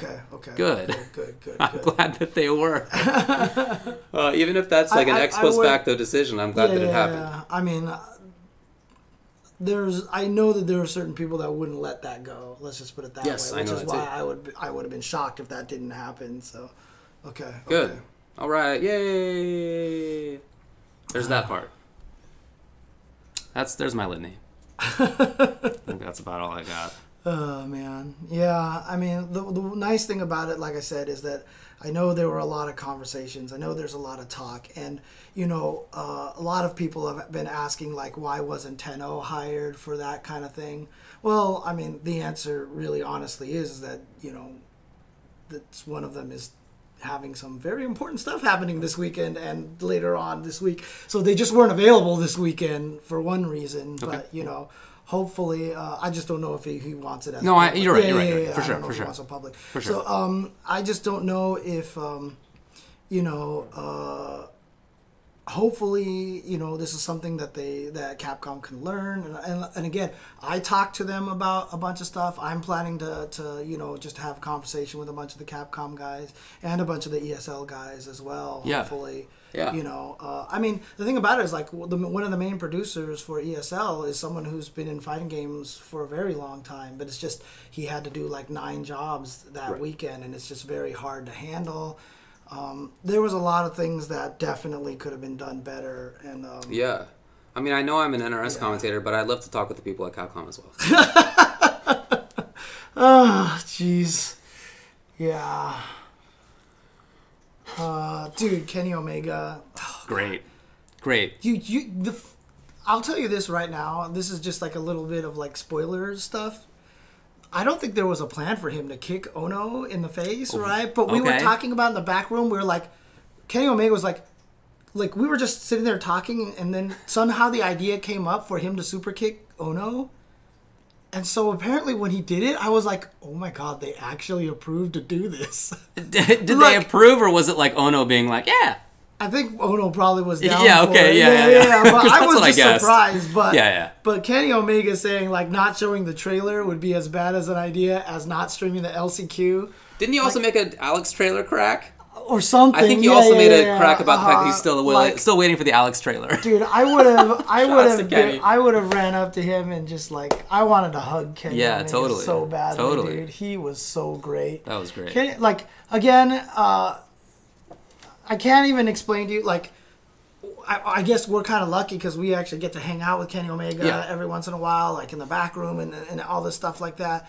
Guy is just like one of the most awesome people ever. Very genuine, nice. He has, funny there's nothing Hollywood about the guy. No. You know what I mean? He's such a good person. I'm with you. I'm so happy he's a celebrity who has gotten into fighting game community. That this is the kind of guy that we got in our community to help us. You know what I mean? Like, it could have been somebody else who walked up and would have been like, please, now that I'm here, send me my, you know, please get me my cheese plate and my, you know what's funny is that, I mean, he has been playing Street Fighter, right? Like, the guy shows up to locals in Japan, or he did when he was there. Yeah. He just would come play. Like, it's there's no putting on a face or whatever. He's a Street Fighter player who also is a famous celebrity. I mean, we were playing the Pocky KO stuff in the back just so he could get used to it, and I got to play some matches with him and stuff like that, dude. It's really cool, dude. He's amazing. He took some of those rounds legit too. The one where he armored through to get himself the Pocky KO. Right. Jeez, I couldn't believe that killed him. But yeah. Oh man. Yeah, Ono didn't hit him hard enough with the chair. That's true. Yeah, that's yeah, true. yeah, Yeah. Ono's never hit anybody with a chair. You could tell. Yeah, I haven't either. So he was probably like, I don't want to actually Exactly. hurt him, and you're like, and all I'm thinking to myself is, dude, you could hit him as hard as you possibly humanly could, and Kenny Omega would not feel that. He wouldn't. At He all. would take it for sure. Yeah, he would For have sure. not felt it at all. And Kenny, like, he sold it too. I was did. like, holy crap! But you know. He felt the fly buzzing near his back. Yeah, and he was like, I know, that might be right? the thing. Yeah. It was like that one time that someone tried to do a half-court pass to Shaquille O'Neal, and he's like standing there, and another player, who was it? Kevin Johnson, tiny little like player, ran to try to intercept the ball, jumped in the air, slammed into Shaquille O'Neal, and Shaquille O'Neal literally didn't move. Like, it was just like, boom, and the guy fell off, and they called the foul on Shaquille O'Neal, and he was like, what the hell did I even do? Yeah, it was... He was like 400 pounds. Yeah, I know, right? All right, so Capcom Cup had a bunch of problems. It's something that I know that some people, they put out a tweet that was like apologizing for some of it, right? They did. So I think that's important because I hope that it shows that in the future that they'll treat things differently. We, though, as a community, I think have to like make sure that that happens, right? So we can't, I had a bad time for the first day and a half, and then the Sunday matches happened, and I had a fantastic time, despite everything else. So when I was always going to walking be away, the players. it will always be the players. As I was walking away, I had this very positive feel about it because the matches were so great. I got to try out Street Fighter V Season 5. Awesome. I loved it. Like, I was very happy, and then I thought about it, and I was like, maybe I should like temper this a little bit, because as much as there is good in the matches, the guys did great on commentary, like the new game, awesome. But we can't forget that also there were problems, and we have to make sure that it doesn't happen in the future. I know for all of us, even players from the NRS scene like me, I know that would really matter if in the future, Street Fighter V is treated a little bit better. Right. Yeah. So, I mean, especially considering that just a week before was the Tekken World Tournament, and that was just fantastic. Ran really well. By the way, shout-outs to the Tekken people for restreaming the LCQ on Friday. Oh, my God. Harada is... He even retweeted... He tweeted, he's like, did someone say LCQ? You mean you can watch the LCQ stream? Yeah, it was genius. Dude, Harada's amazing, dude. Harada's amazing, so... All right. Again, lots of good stuff in terms of the players and the rest of it, but there were these problems. Let's just make sure that they don't happen in the future. I know we all want good things for the scene, for sure. All right. You want to talk about the announcements now? Or take a break, right? Oh, take a break, and then we'll talk about announcements and then Season 5. Yeah, let's take a break. Okay, you got it. We'll be right back, guys. We'll be right back. Brack? We'll be Brack. Never mind. I'm done. Oh man, I'm actually getting hungry, and you didn't even bring food. Normally, I get hungry because you have. We do have the food. Usually, I get hungry because I just smell the food that you have. Too soon, Damn friendo. Oh man, dude, right, CJ Grayson? God, so happy, dude. Oh, I could not have gotten like a more crazy story for him to win. Like Mena RD. And then Idom, like those kind of stories are amazing, dude. It feels sort of the same to me as when the LA Kings won the Stanley Cup, because part of me still rejects that reality. That it actually happened. Yeah. Part of me, the Ducks fan, and I'm actually wearing the Ducks thing today. The Ducks fan in me like rejects that reality in part, just like I can't believe it. Right. And as much as I wanted, I think it's great that Idom won. It's like so unexpected that it's like it'll take a while to sink in. Right. For sure. But at least you're okay with it, unlike the Kings example. Yeah. Gosh. Whenever the first year was, I don't remember. It was awesome. It was amazing. Yeah, I mean, really, it was. Shout out to them. A lot of my friends were super happy. Yeah, and again, this picture was taken by Rel FGC. He was just one of the guys taking pictures over there, and I guess they didn't have the official photographer, so they used this picture for the site. And he was really happy. He was like, "I can't believe one of my photos is on there now," and stuff like that. Also, you know what? Shout outs to Jabali, because he took a picture of all the confetti coming down. He was like, "Now it's going to take James all night to clean this up." Oh, that's funny. And I actually thought that was funny. I thought that was hilarious. So I'll give him credit for that one. So he actually came up to me. He's like, "Did you like my tweet?" And I was like, "Actually, yes, I did." That's very funny. I thought that was funny. Hey, thanks for the sub, Richard Kuklinski. Man, you're at 52 months in a row. Right? Holy balls. I mean, this guy's... He says, question, do you think the next-gen consoles will both get the next SF game? If so, I pray it'll be cross-platform and cross-progression. Wow, cross-progression is probably too much to hope for, I would think. What is cross-progression? Oh, yeah, no, I know. Yeah, so points you earn on one, you get on the other. Yeah, exactly. Yeah, that's probably a little bit too much. It would be awesome, for sure, but probably not super likely. Whereas cross-platform, I mean, some of the news is that MK11 has cross-play now. We'll talk about that in a little bit. But yeah, I mean... I would hope so, certainly. Yeah. But I agree with you. It'd be great if it was both cross-platform and cross-progression. God, that new Xbox console. Ugh. All right, we're done. We're back. Yeah. Yeah, we'll talk about that in a little bit, though. You ready to talk about... Are the ads done already? Right, aren't they? That was 3 minutes? Yeah, that's 3 minutes. Dang. Okay.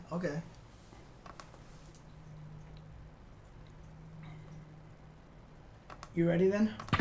Now, find a new rider. Hula Muga. Hula Muga. Yeah, I'm good. Okay. Oh, cat is headbutting my hand. Oh. Okay, you ready? I am.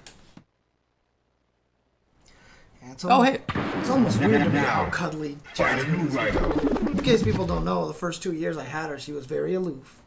Wasn't very affectionate, and now she's just like constantly like crawling into my lap. I sometimes can't get her off of me and stuff like that. Very cute little kitty cat. So announcements from Capcom Cup. Ooh, thanks for the sub, Delafon. Wow. There was a bunch. So the biggest, probably the most marquee thing was that Seth is coming back to the video game. So the rumors of Seth coming back to the video games were there. Shout outs to Backlogathon for the bits. Woo! Yeah, I know, the year of Laura. Oof. But the rumors were true. Seth is coming, and I was not excited about that. Nope. And yet somehow they actually did something interesting. I agree with you. I still wish that it had been one of a few other characters. Of course. Yeah. Or even somebody new. But if they're going to do Seth, okay, it's Seth, fine. I can't believe Cool. I joked about, remember I said they should make him like Rogue and steal powers from people last week on the stream, and that's what they did. I couldn't believe it. I could not believe it that I was like, they would never do that, but it would be so sick if they did that, and they did it. They did it. My mind was blown. I was like, wow, those madmen gone and did it, you know? That is very cool. Nice work. I mean, I wish they did it because of me, but that was literally last week. Yeah. So. Yeah. By the way, I also saw that somebody said a little while ago that they wish that Abigail would get a tire for his V-skill. Did they really? Somebody actually said like a month ago, like, wouldn't it be cool if Abigail had a tire that he could call in for his new V-skill? That to me is extra wild. See, that sounds like a leak. That one does, you know. That's so specific. But, yeah. Anyway. So, well, the funny thing is, I did get that. So Guest Paragon says I got the Ryu V-Trigger 1 right. Remember how I kept saying I just want to make it so Fireball doesn't drain the timer and only the uppercut does? And we were like, Capcom would never do that. They did it better. They did. Because the uppercut doesn't even drain the meter. Yeah, it's definitely a much better V-Trigger. We'll talk about changes very shortly. Yeah. But yeah, so Seth is coming back. Obviously in a new body. In a new body, right? So in a like jury-looking body. Yeah, tying it to the whole Dolls theme, how Bison was creating Cammy to be his a vessel for him and stuff like that. So I don't know what that doesn't she also like run on the Tandon engine or something? Jury does. That's what I'm saying. Yeah. Jury. Well, the eyeball had the same thing as the Tandon engine, there you go. which she doesn't have anymore because now she just has the eye patch, right? So she has an eye patch? Yeah, that's how she plays. She just plays with an eye patch now because I think she lost the eye, so now she plays with an eye patch. So didn't know she had an eye patch. I'm watching the game right now. Yeah, she does. Look at that. How about that? So Seth looks just like a very new character, right? This is not Street Fighter 4 Seth, which was every archetype, right? It was offense, defense, zoning, grappling, whatever, Dragon Punch, every tool. This doesn't seem to be like that. It does seem like maybe Seth still has a Dragon Punch, kind of looks like that, right? Well, what's interesting, someone pointed out, is that he has a bunch of Dimitri's moves. Oh. Like, because apparently if you dash an uppercut, there's like a diagonal uppercut. There's a horizontal. Also has almost like a bat drill kind of thing. It's really interesting. He does. Yeah, it does. Yeah, someone was pointing that out. I saw a tweet about that, and I thought that was really interesting. Huh. Okay, fair enough. Yeah. Very, much more interesting than I expected. Yeah. I was pleasantly surprised to know that this character wasn't as boring and fills me with as much hate as the original Seth did. I got triple perfected by Online Tony in Seth versus Zangief. It's my worst loss ever. So I have an extra little place in my heart for Seth. Well, like I said, I always said that very early on when we were doing commentary and, we were just whatever on commentary. It was like 2009 or whatever. There was a tournament that I was commentating and Online Tony was playing Seth, and I was like, God, I hate this motherfucking character. Like, just stupid ass. I hated that character, dude. I hated it. 100%. Because I was just like, okay, you're just going to do the thing where you give character everything and he dies in 2 hits. Okay. Boring, kind of thing like that. So, yeah. I remember some Dawson players picked him up in early Street Fighter 4 when the console came out, and they were like, yeah, this character's not that great. Now, find a new rival. And a lot of us were like, what do you mean? He's clearly ridiculous. And they were like, he dies too fast. He's just not that great. Right. Wow. All right, anyway, back to Street Fighter 5. It is a much more interesting version of Seth. So there's a V skill that is basically like Rogue, as you would say, maybe like Shang Tsung-ish. Like, it steals a move from each character. Right. And I would imagine it's the same move each time per character, right? Like, so if you're playing against Guile, as they show in the trailer, Seth steals the Sonic Boom and then does the Sonic Boom. It's probably always Boom, right? You can't pick between that or Flash or something. So for each character, the body even transforms a little bit too to look sort of like the other person. Like when I saw the Abigail punch, like you could see the body get like Abigail size doing the punch and stuff like that. So and that looks really cool. It honestly does. And according to the website, it's a one-time use. So when you steal it, you use it once. You got to steal it again to use it again, etc., etc. For sure. Yeah. The one V trigger is kind of like moving around a ball. It's Milia, dude. It's Milia, for sure. Yeah, exactly. It's Milia. Exactly. It's like Milia moving around that ball. But again... So, yeah, I mean... I just was not expecting to actually see this character and be like, huh. Correct. I'm actually curious about the character. Correct. So. Agreed with you. Now, I just want to ask you, as commentators, do we call Seth they...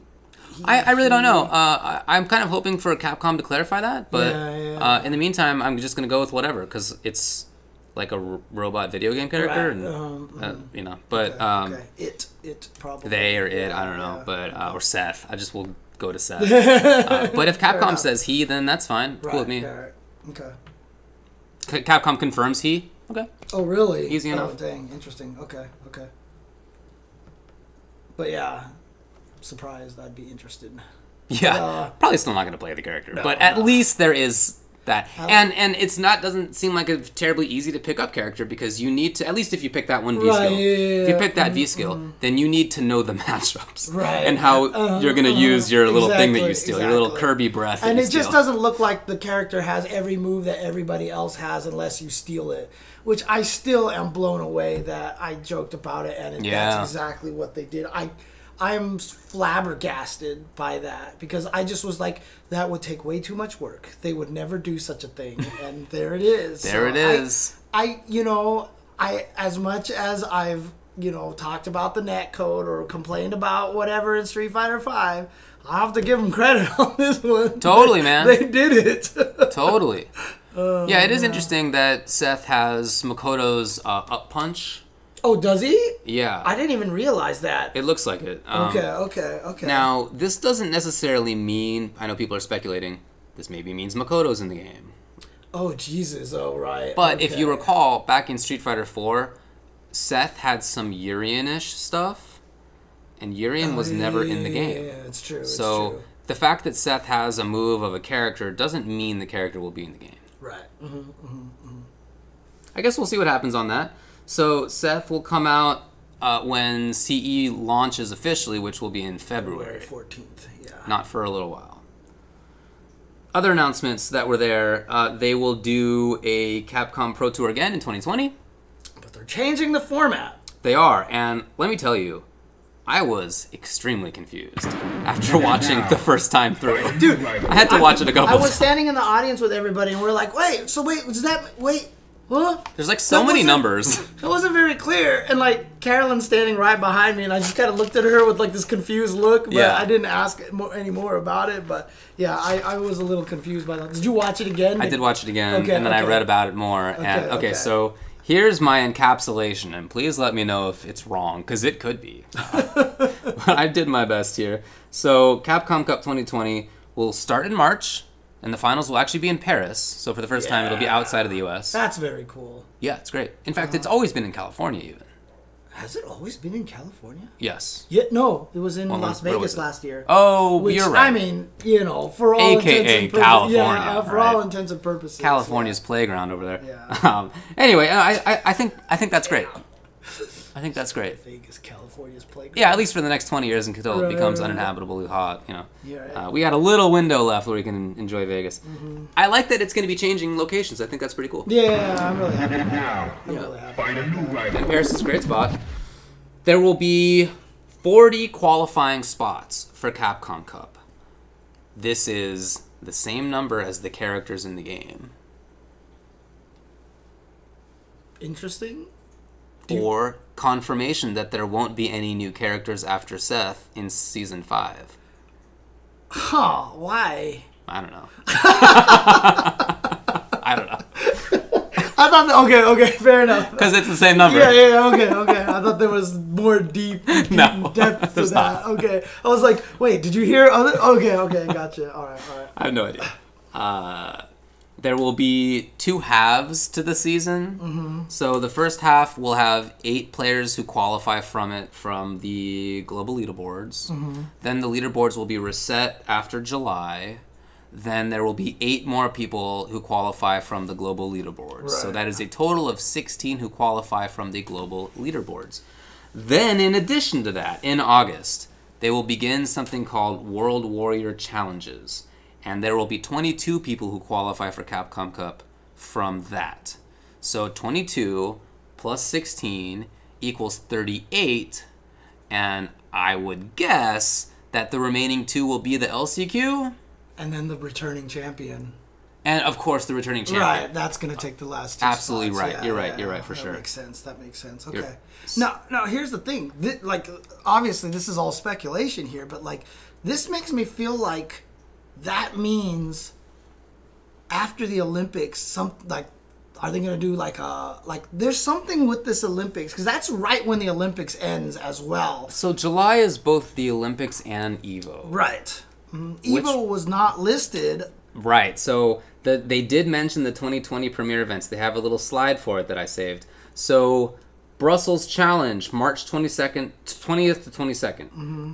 Southeast Asia Majors, Then the mix-up, Combo Breaker, Texas Showdown. Shout-outs to Tech. I'm so happy about the Texas Showdown thing. Very deserving. Shout-outs to Javi and crew. Oh, I'm so happy. Okay. Very deserving indeed. Then the Japan premiere, then Battle Arena Melbourne, then CEO, then Game Over. Shout-outs to Game Over as well. Versus Fighting, PPL, the People Premier League, which was the Chinese major. Yeah, then the East Coast Throwdown. East Coast Throwdown. Another one I'm super happy about. Absolutely. Then First Attack, which did a great job this time.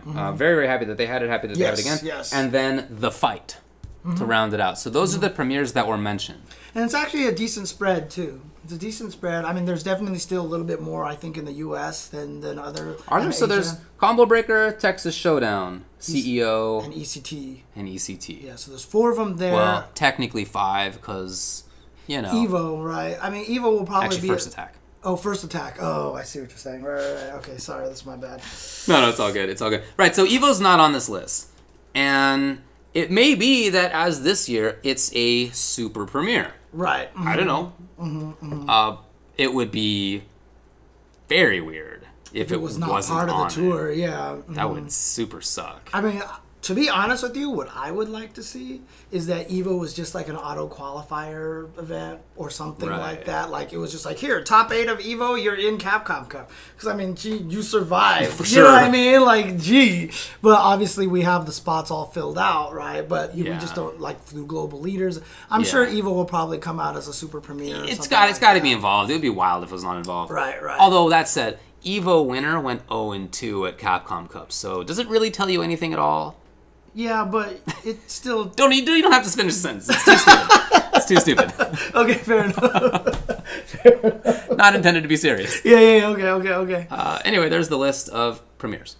Okay, cool. Is there anything else to say about this? I think that's all the notes. But like I said, so my speculation is that something's going to happen. So maybe at EVO, Super Mirror comes out, and maybe they're saving big announcements for EVO. Here's some more characters, and then they drop right after EVO, so we're going to reset the leaderboard. So that way people will play the new characters or something like that. Okay. Because, you know, maybe, I mean, that's kind of what I'm thinking. Because, like, again, I'm sad that, you know, outside of IDOM, you know, winning with Poison, there still wasn't that much Poison. There was barely any Lucias and no Hondas there at all, and that made me sad because, I mean, that's why you should have entered. You clearly would have won the LCQ with Honda because nobody was ready for that Honda. So, you know, but it would be cool if, you know, if we reset the season to give people the reason to be like, oh, okay, now that it starts over again, I can start using this new character and go with this one instead or something like that. So yeah, we'll see. In addition, the last thing to point out is that they mentioned that the 2020 winner does not auto-qualify for 2021. That sounds like maybe unusual. A new Street Fighter? It could be a new Street Fighter because that's how it went from Street Fighter 4 to 5. It could also just be that they're like drastically changing the rule set, or maybe they haven't figured it out yet. My hope is that it means that they're just changing things up and that it's not a new game, because I really want SF5 to last. But you know me. I know not everybody shares that view. Right. At some point, you got to think that they'll come out with SF6, and I guess it wouldn't be too surprising if 2021 was the year for it. Yeah, I mean, that seems about right on pace and stuff like that. Yeah, it would make sense, I suppose. Anyway, there you go. So, Capcom Cup 2020. What else? Oh, yeah, of course, the next announcement was that the new V-skills and the balance changes would be out that night. Yeah. And thankfully, it didn't leak early this time. So, you know, I really didn't expect them to do that. I expected them to say it'll be out in 2 days' time. Or like a day. Just to make sure that there wouldn't be the issue of last year where Kage was released early. And so, but hey, they did it correctly. So shout outs to them. That was really nice. And then it's out.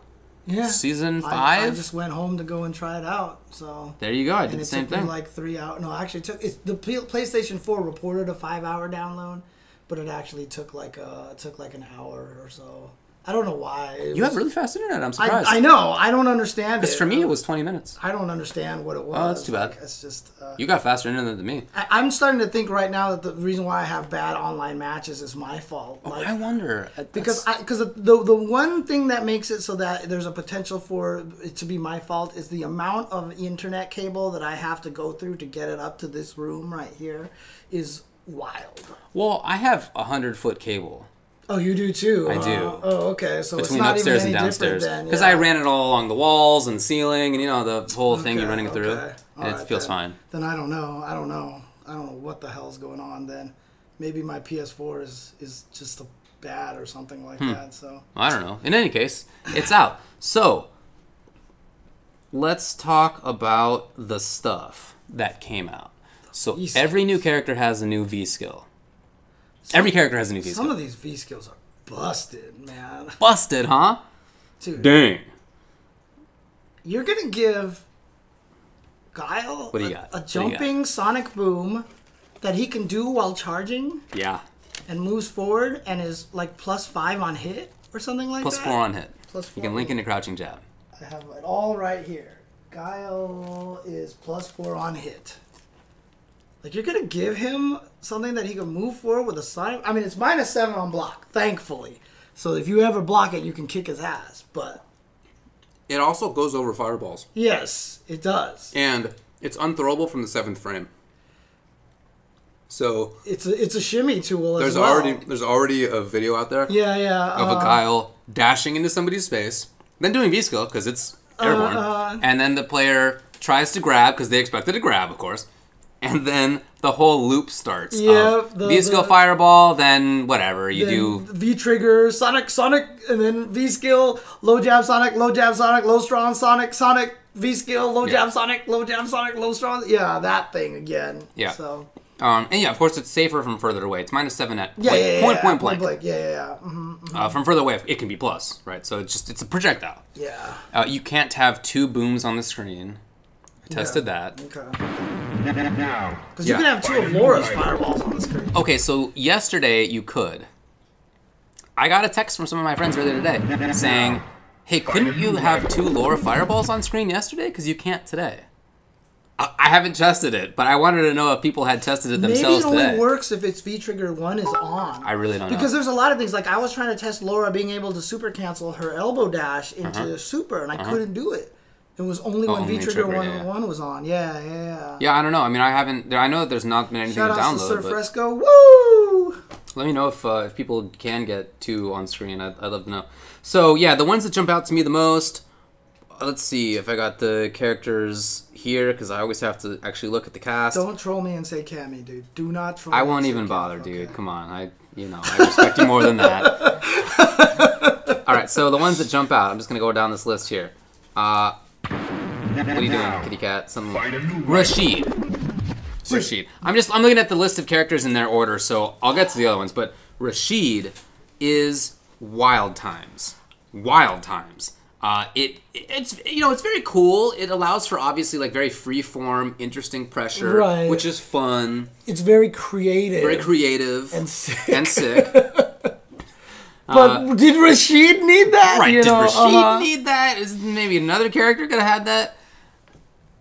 Because for the defender, that looks very, very difficult. I haven't labbed it yet as a defender, right? I guess I'll have to do that. I mean, it has the startup where he's got to go back. Yeah. So if you can see that, I'm sure you can air-to-air him for free. Right? But you've I got watched- to be able to react to it. I watched Daigo get his butt kicked to it earlier. Oh, today. really? Yeah. Oh, dang. I did. But look, it's day one. I'm sure we'll figure it out. It does seem very good. I mean, that's because Daigo is washed up. Daigo right? sucks, so, yeah. God. Yeah. I did see him playing some Ryu and looking kind of happy about Yeah, it. So. we'll talk about the changes shortly. Mm-hmm. Laura has a V skill where she jumps up into the sky, and you press kick, and she does a kick out of it, which is -2 on block, or knocks down on hit.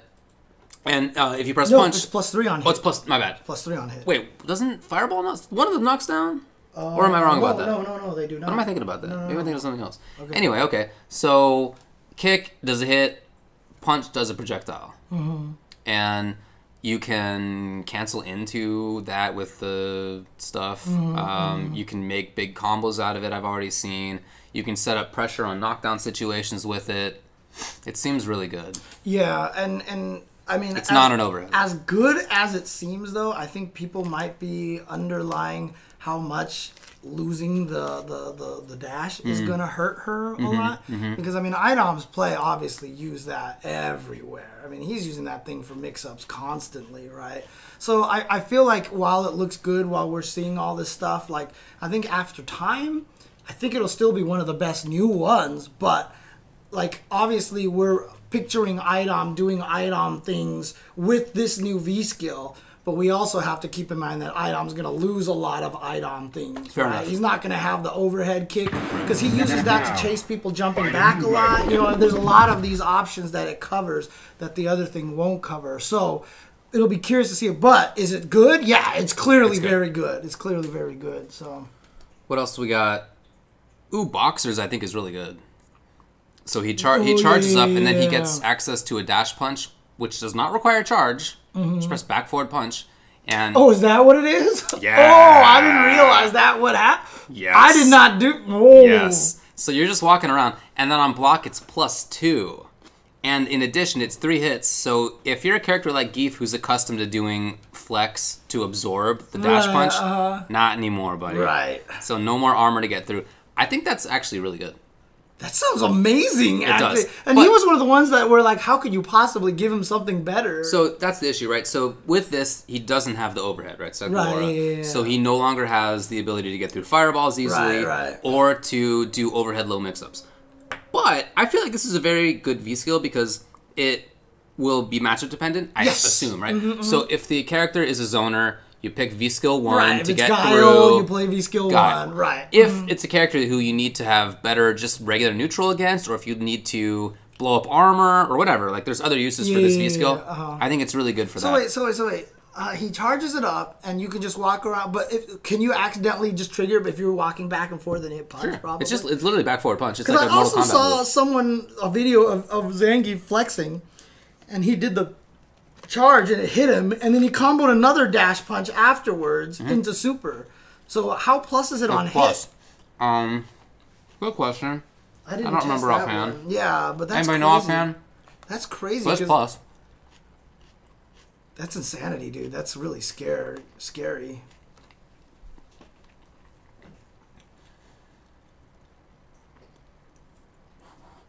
Yeah, I'm pretty sure it's plus enough to combo afterward. Okay.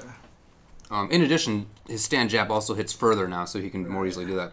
In terms of V-skills, Colleen, she gets a command grab. Oh, wait. On knockdown, on hit doesn't it knock down? Which one? Boxer V-skill dash punch? I don't know. I definitely saw... I'm pretty sure it knocks down. But I saw someone do that to Zangief. It was like ba-ba-bomb, and then pow, and then he comboed into super. What the hell did I see? Maybe the third hit doesn't knock down, but he absorbed the first 2, and then he got broken? Maybe. I don't know. I'm not sure, because I know I saw that. Okay. I know I saw that. I'm pretty sure regularly the hit knocks down. Okay. Colleen has a command grab. Oh, was it a juggle? Maybe it was a juggle. Maybe the dash jab, the light dash punch just juggles him out of the air or something like that. So you guys don't know the answer either. That's what I'm getting from the chat right now. Someone says it's a trial. Is it really? Yeah. Okay. Don't worry about it. No, I'm already here. V-skill dash punch during V-skill 2 is on hit D, aka down. Right, so the dash punch just probably juggled out of the air then. Right. It probably popped him up high enough that he could just go pow into super. Okay, alright. We move on. I think Boxers is good. Colleen's is great. It's a command grab. Was it Neon or Nephew who was like, who thought that was a good idea to give me a command grab? Because there was just one video where he just destroyed some, because it's so hard to see coming because she does this weird... Yeah. And then she like zips forward, you know what I mean? So it's like, it's really visually deceiving, right? It's not like Zangief going... Yeah. You know what I mean? Like there's no giveaway that she's starting it. Yeah, and she's Neon, okay. So good in pressure already, and she's just built to have little moments in between hits, like after a hail setup, right? There's a little bit of a gap in some situations. Some people would like to view reversal out of hail. That's a free command grab. It seems really good to me. On top of that, it causes freeze. So that means that their stun bar will not go down until they hit you. that's really good. And if they get stunned, a lot of people don't realize is when you get stunned with freeze and you get up, you actually lose a little bit of health. Oh, what? As you're standing there frozen, because you know they don't do this. I didn't know that. Yeah, that happens with Oliver Freezes. When you get up, you're like, shing, and then if you just let it go a little bit longer, it drains a tiny bit of health. I had no idea. Yeah, Okay, yeah. that's cool. So I think that's good. What else? Oh boy, I really like Abigail's. Now, I've seen some people on Twitter saying that it's not great because you can't just do it raw in neutral. The cats are growing wild, in case you're wondering at home. He's making a bunch of weird noises, Nathan is. So you can't just call out the tire because the startup's very long. That's true.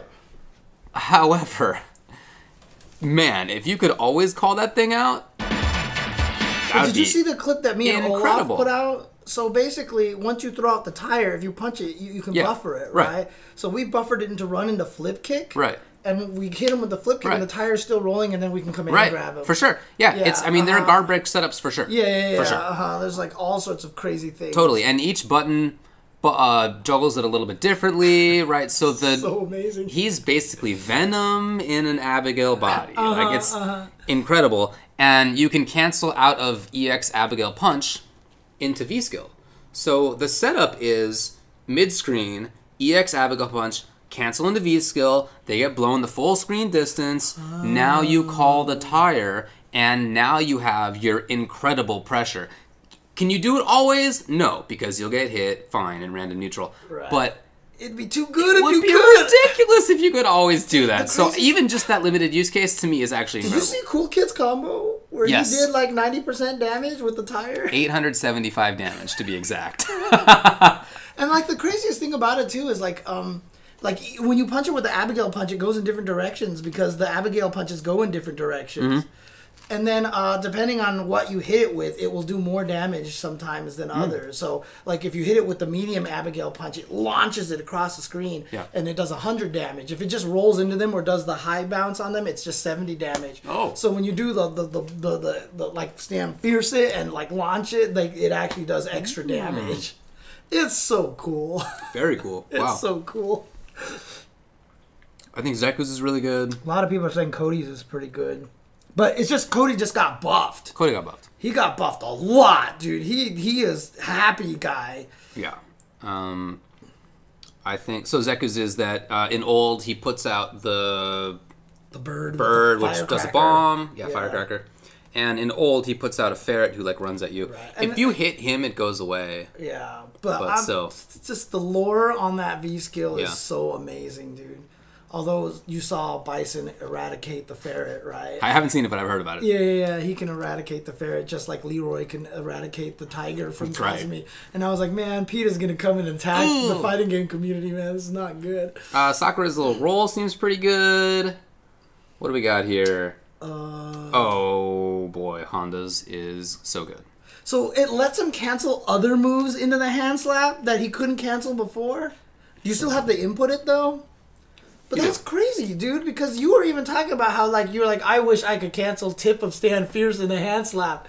And technically now you can because you can just do it with towards heavy kick, right? Which is amazing. So he can go from forward heavy kick range is about half screen. And if you then cancel into medium punch hands, which now has less pushback than before, you're now at +1 from half screen to +1 on block.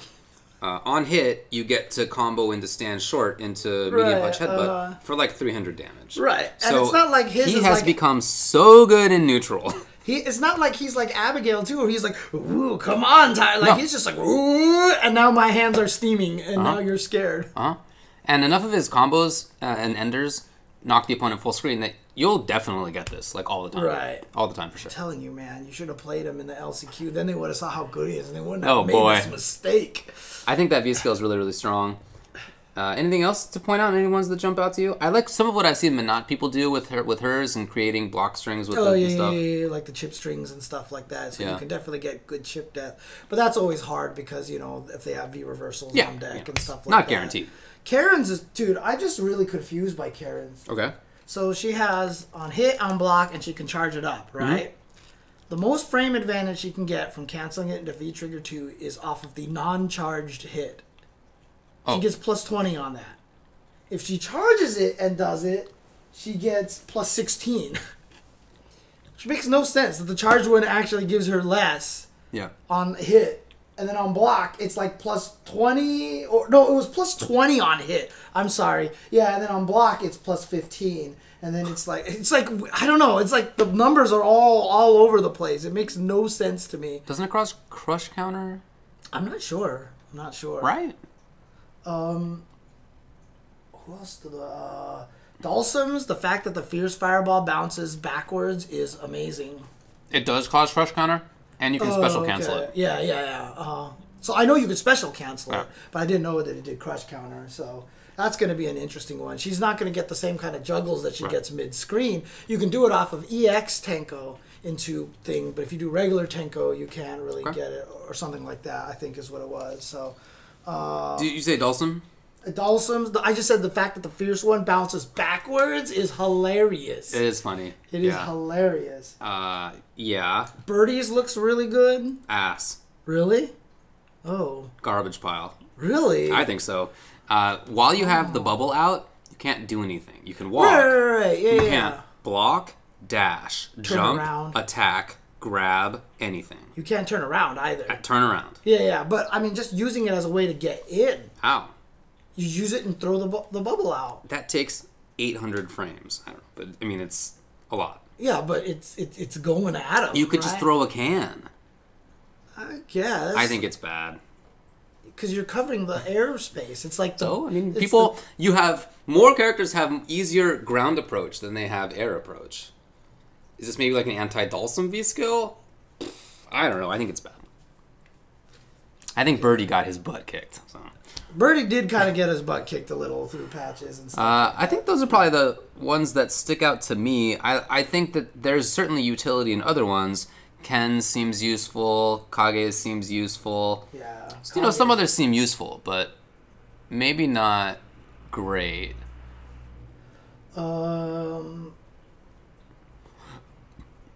Sagat seems really interesting. What does it do? It buffs his knee. Right, but like, what's the result of that? So then now it's way easier to get plus knees. It's much safer on block, even at point blank range. So if you just buff it, you can do a point blank light knee, and I think it's -2. So it basically gives him better get-in tools. Lucia's the same way. She sacrifices a really nice ranged V skill for being able to get in with a running knee attack that has much less range, but it's -2 at worst. So that way she can get in on people. And then her regular raw V skill is one where she jumps in the air and chops down. So she has trouble against fireball characters, and this will help deal with fireball characters. Interesting. So it's really kind of interesting. She's really going to be one of those characters that I think might depend on which. Like, I haven't fought a good one yet, but I heard like she just dies to Sagat very badly because she can't make it past the fireball, and now she'll have a way to jump over it and basically kick him and knock him down and stuff like that. Interesting. So, Falk seems really I haven't looked into Falk yet. What's Falk? Falk's the one where she blows the little thing and turns she's Batista. Oh. She puts out a little bomb that doesn't do anything until she hits it with her staff, right? People have already came out with like these just wild setups, like when you stun, you just like blow it and it like drifts forward, and it just looks so much better than whatever her garbage V skill 1 was, where she just spun the staff in front of her. The little staff. That was like completely negative on block. It was just like completely useless. That's right. I did see this. Yeah, that's cool. So it actually looks really, really cool. Yeah, so, I mean, I feel like the losers right now of the V-Skill war right now, Chun-Li, I don't think Hazanchu seems very good at all. It's -4. You can get it at ranges where it will be safe on block, but not from any cancels. So max range, crouch, medium kick into that. You're still close enough to get hit by things, you know what I mean? So, and then... I don't know what else is for. Just to go over fireballs. You can slide under fireballs with crouching medium punch. Also, V-Skill 1 goes over fireballs. Yeah, V-Skill 1 goes over fireballs, probably with the same prediction timing as well and stuff like that. So I'm not sure what the heck it's for. Cammy, I've already tweeted out that I was just like, I just have to stop having any hope for Cammy. I mean, since Street Fighter 4, right? Yeah. Because Ultra 2 came out, and oh my god, that was one of the most depressing things. Was it counter motion? She had the counter one. Yeah, she had the CQC counter one. Right.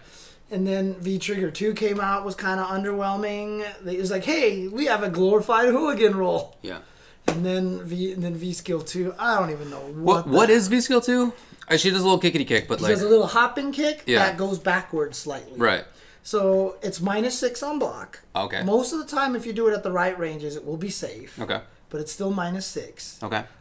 It knocks down, but gives you no pressure. So there's basically no reason to do that over drill unless you just feel like building meter.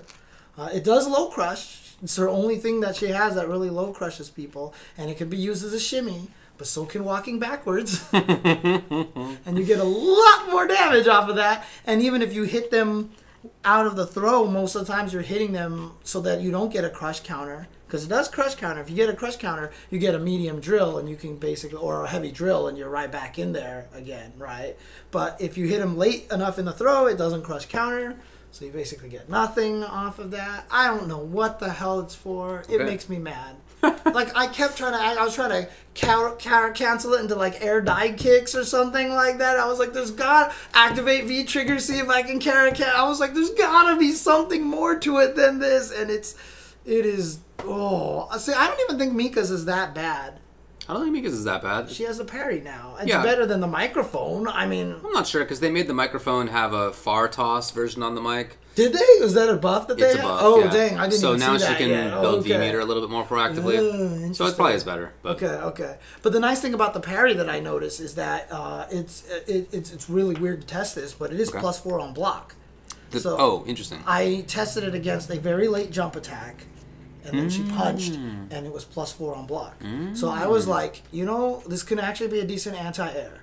Like, now you have to you're going to make people think about jump kicking or not. Right, so you can add that little bit in there, because now if they do jump attack and you parry, even if they land and block, they are in a worse mix-up than if they block Lady Mika, because she punches you and she's right next to you afterwards. So I actually think it might actually be really nice to add to her anti-air game, basically. I will say this though, Fang's count parry is faster than I've ever seen. I could never get anyone to land in time to block. When he triggers the parry, he attacks so fast. It's just like pow, pow, pow, pow, pow, pow. I use Lucia's jump light kick, which kicks all the way up like this to get him to land at the very last second. I parry and still hit her. It is crazy, dude. And how fast is the startup on that? On the start? Oh, it's fast. It is fast, but it's like 2 frames or 3 frames. I'm looking up now. Yeah, it might be 3. Let's see. Yeah. Because I don't think it's what he needed, but yeah, it's 3 frames. Okay. Yeah. It's definitely not what he needed. No, not what he needed. Who else? I do like jump, medium punch, fly into jump, medium punch. I guess. I think Alex's V skill is disappointing. It's. I was hoping that it would be, sort of allow for creativity. I was hoping that it would more consistently give him credible knockdowns. You can't cancel into command grab. No. You can't cancel into stun gun. Correct. That was the most disappointing thing to me. Disappointing. Honestly. I really wanted Fierce Chop into a stun gun. Absolutely. I really wanted that, and they just didn't even let you do that. They did not. So that's all disappointing stuff. It goes away on hit. That's a bummer. Dude, they gave Bison a Vanish, dude. They gave him Dragon Ball Vanish that's plus on block. Dude. It is like 40+ frame startup. So yeah. It's like it's an on reaction thing. So if you see the opponent throw a fireball, right. Do this, So it's not random very often. There may be particular setups for it, could be, but in terms of normal play, I think it's mostly like you have to react. So I don't know which one is going to be better. Probably V-Skill 1. I'm curious to see what the timing is on when he lands from it, because if you see it coming, if you jump backwards, you make it over him and you get to combo him after he lands. You can actually just dash forward. I tested that. So really? If you see him start it up, you can forward dash, and he'll come out where you were, and now you get to whiff punish. Okay, but I mean, if you jump backwards and then you could get a full jump. Yeah, you can get a jump in too. So, the point is, it's very reactable for the opponent. So as dictator, you can't just throw it out willy nilly. It's like, if you see the opponent throw a fireball, okay, now you're in +1. Unless they have an EX move, I guess. But if they don't, then here you are. It's just nice to have something like that as opposed to this. I mean, against fireball characters, of course, you're going to keep this. But, you don't see people use it that much. Yeah, EX Blast is cool. So you got the ball going. Then you can set up the cross or not. Yeah, that's true, too. I think it's good, but... wasn't as exceptional as a lot of people. Yeah, when I first saw it, I thought it was crazy sauce, but it's probably not. People think Geefs sucks, and I don't agree. I think Geefs is pretty good. It's slow. it is slow, but it's not going to be V skill 1, which is and still is one of the best V skills in the game. Oh, it wasn't going to be as strong. You really think that Zangief's V skill is one of the best ones in the game? Sure. Huh? Interesting. Instant armor. Okay. I think it's excellent. Geef's V skill 2 is good. It's essentially, what if focus attack didn't start the armor immediately, but the attack was always safe. Right. That's basically what it is. Well, it's -4 on block. Yeah, but you do it from like a roundhouse or fist range, right? Yeah. So it's his farthest range attack. It outranges his stand fierce and his stand roundhouse. Nobody the people who want a green hand would have been are just wrong. They're just absolutely wrong. Now it could have been that they had animated this kick as a green hand. Right. Yeah. They could have. That's true. And it just would have been exactly the same. Right. So, exactly. For the people who care about green hand as green hand, this probably should have been green hand, but I don't care about that. The utility is what I want. Zangief can thunderstorm his own kick. He can. So the reason I think it's good is because it's dash cancelable both back and forward out of the armor. So you have basically a 30 frame startup kick that has an armor at the beginning of it, or you have a dash. So if you're playing against Dalsum, Minot, Abigail, and Poison, his worst matchups, because they outrange him so badly with individual hits. Oh, right. This is what you do, right? So you do this against Dalsum. I tested even. You can block a stand strong from Dalsum, and then if he does another one, you can actually V-skill through it and punish. Oh, you can kick him as arms? So you absorb the strong, and then you kick his recovery. Oh, dang. Okay. So it's fast enough to do that. Okay. And if you see that he doesn't do a stand strong, then you just backdash and you're out of there.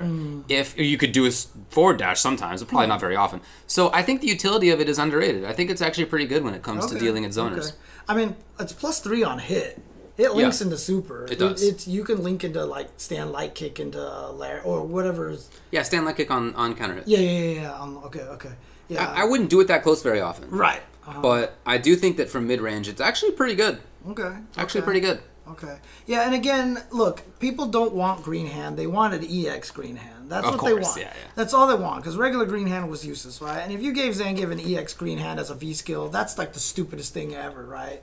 Who wouldn't want a forward-moving uppercut that reaches halfway across the screen, right? Like, honestly, giving that to Zangief in Street Fighter 4 was like probably one of the worst grappler designs ever, because you just gave someone a horizontal uppercut that moved forward halfway across the screen. That would have benefited anybody, not just Zangief, right? Like, it's just a dumb idea for a move. Sorry, I'm biased against EX Green Hand because I really thought it was a terrible move. So I played Geef, and I didn't think it was necessary to come back. Exactly. So yeah. If you think about it, Lariat is the knockdown part of EX Green Hand.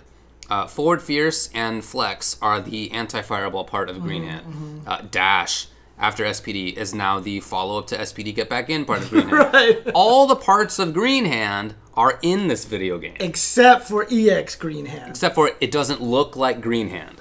And it doesn't move horizontally. And it's not invincible, right? It doesn't have an invincible tool. Exactly. It does have armor, though. So... Which is about as good as you can get. Dude, you don't understand. So, I love grapplers, dude. That's all I want to do is play grapplers half the time. So I don't yet know what to make of some of the V skills. Like, I got to see what Ibuki's come up with. I got to see what... Who else? I think we already talked about one of them. Poison. I'm curious on Poison. What do you come up with? Like, some of these are going to take a little bit more time. This is Blanca. Like, what's he going to do with those electricities? I don't know. I think Ryu's startup is terribly long. For the parry. Yeah, it is. But just to even have that move to be able to fish for hits and that it is safe on block, I think is huge. Well, it's -4 on block. So if you do it at the right ranges, it's safe on block. But like, just to be able to have something that you can throw, what's going to happen are Ryus are going to learn the timing for when people want to counter poke, right? And they're going to have the frame data measured out. So they're low strong from this range, just do it, because then if someone counter pokes with this button, it'll be this slow and it'll go through. I actually think it's going to be really cool. That sounds exactly like what people said about V-Skill 1. I know. Yeah, people at the time were saying, as long as you know the frame data, you know where the frame traps are, as soon as you know all that stuff, all you got to do is parry it. Right, but here's the difference, right? Is that if they don't attack, you actually punch and can still hit them and stuff happens, as opposed where parry, you're just like, whoa, and then you sit there and then they're like, oh, and then they sweep. Crush counter. Right, exactly. It's a very different situation. I think it's very different. Okay. I actually think it'll be clearly better than V Skill 1, I think. So that makes sense. I wasn't able to test because he can't parry jump attacks and he can't parry fireballs Really? with that thing. Yeah, I couldn't get him to go through either one of those, so I wasn't able to test what it was on block. Because I want to see if you go through something and then they block the 2 punches. Yeah. I can only it's -4 on the 1 punch. But if he does 2 punches, I want to see what it was on block, and I couldn't find a setup to make that work. Okay. So he can parry jump attacks. I couldn't make it work. All right, I'll test it again. I'll test it again. Well, Gil clearly has the best parry in the game, but he also has the smallest window for parry. Yeah, it's got to be very harder precise. time, so yeah. Okay. Anything else to be said about V skills? We haven't talked about everybody, but I think that's. Yeah. Well, who haven't we talked about? Because we talked about most. I think Nikali's crawler's all right, but I don't know if I want to give up V skill 1. So basically, Nikali goes from, hey, I have something that works in footsies to now when I knock you down, I better kill you. Right. Right. That's basically what he turns into, makes sense, right? yeah. And also, it's just gross. It is gross, yeah. Like he just leaves on. He just like pukes on the floor, and the puke starts crawling at you. He sure does. It's gross. Yeah. Like I actually saw that, and I was actually kind of like, "That's disgusting." Yeah. Which, to be honest with you, I'm happy about because that V skill has given more personality to Nikali than the entire rest of Nikali's existence. You're right. The fact that he has a gross V skill gave him more personality than I've seen of all of Nikali, so I'm okay with that. For sure. I like that Vega has the invincible flip kick. It seems cool. And then the kick part of it can be spaced to be safe. And it can also be V-trigger canceled too. And if you have V-trigger 2, you can be, what did I find out it was? V-trigger cancels +8 on block. So, nice. Yeah. Utility there. Urian's being able to get the bigger fireball seems like it'll be good in at least some situations. Yeah. I'm not really sure that it's super important. It gives for him that some character. interesting combos too. Yeah. Because the fireball hits and juggles longer, so it opens up different combo routes for it. So. And then I think the last one we haven't talked about is G. G protection, his V skill, is I think good. I'm not sure that it's as good as V skill 1, which is also one of the best in the game. Yeah.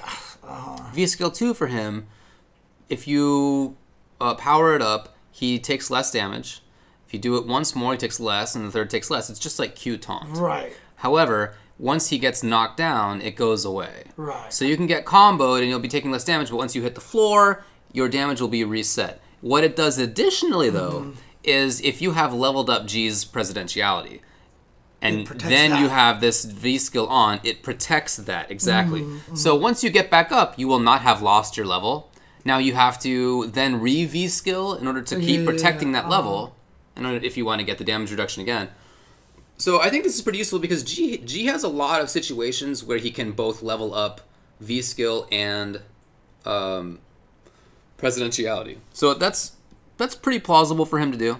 I'll just say this: I thought it was awesome that they made it a throwback to G, and then when I thought about that and realized to Q, I'm sorry, that the second taunt is actually just Q's taunt. Yeah. I was like, okay, that's sick. I was a little bummed that that's not the third taunt. Oh. I don't know why that's not the last one. Well, it's because he's got the awesome point. It is. I just think that would have been cooler. Anyway, whatever. He's Q. Like, right. we've known that he's Q. Right. But I just love that they put that in there. Yeah. And literally, cool. It's his taunt. They just gave it to him, and I thought that was really neat. I highly agree. It is very neat. He's got the good animations, got the flex, and he's got the taunt. They just did a good job. They did. I agree. G is really cool. Right. Yeah, someone actually did point that out, that this is G in sign language. I saw that, yeah. Yeah, it's actually really funny. That's funny.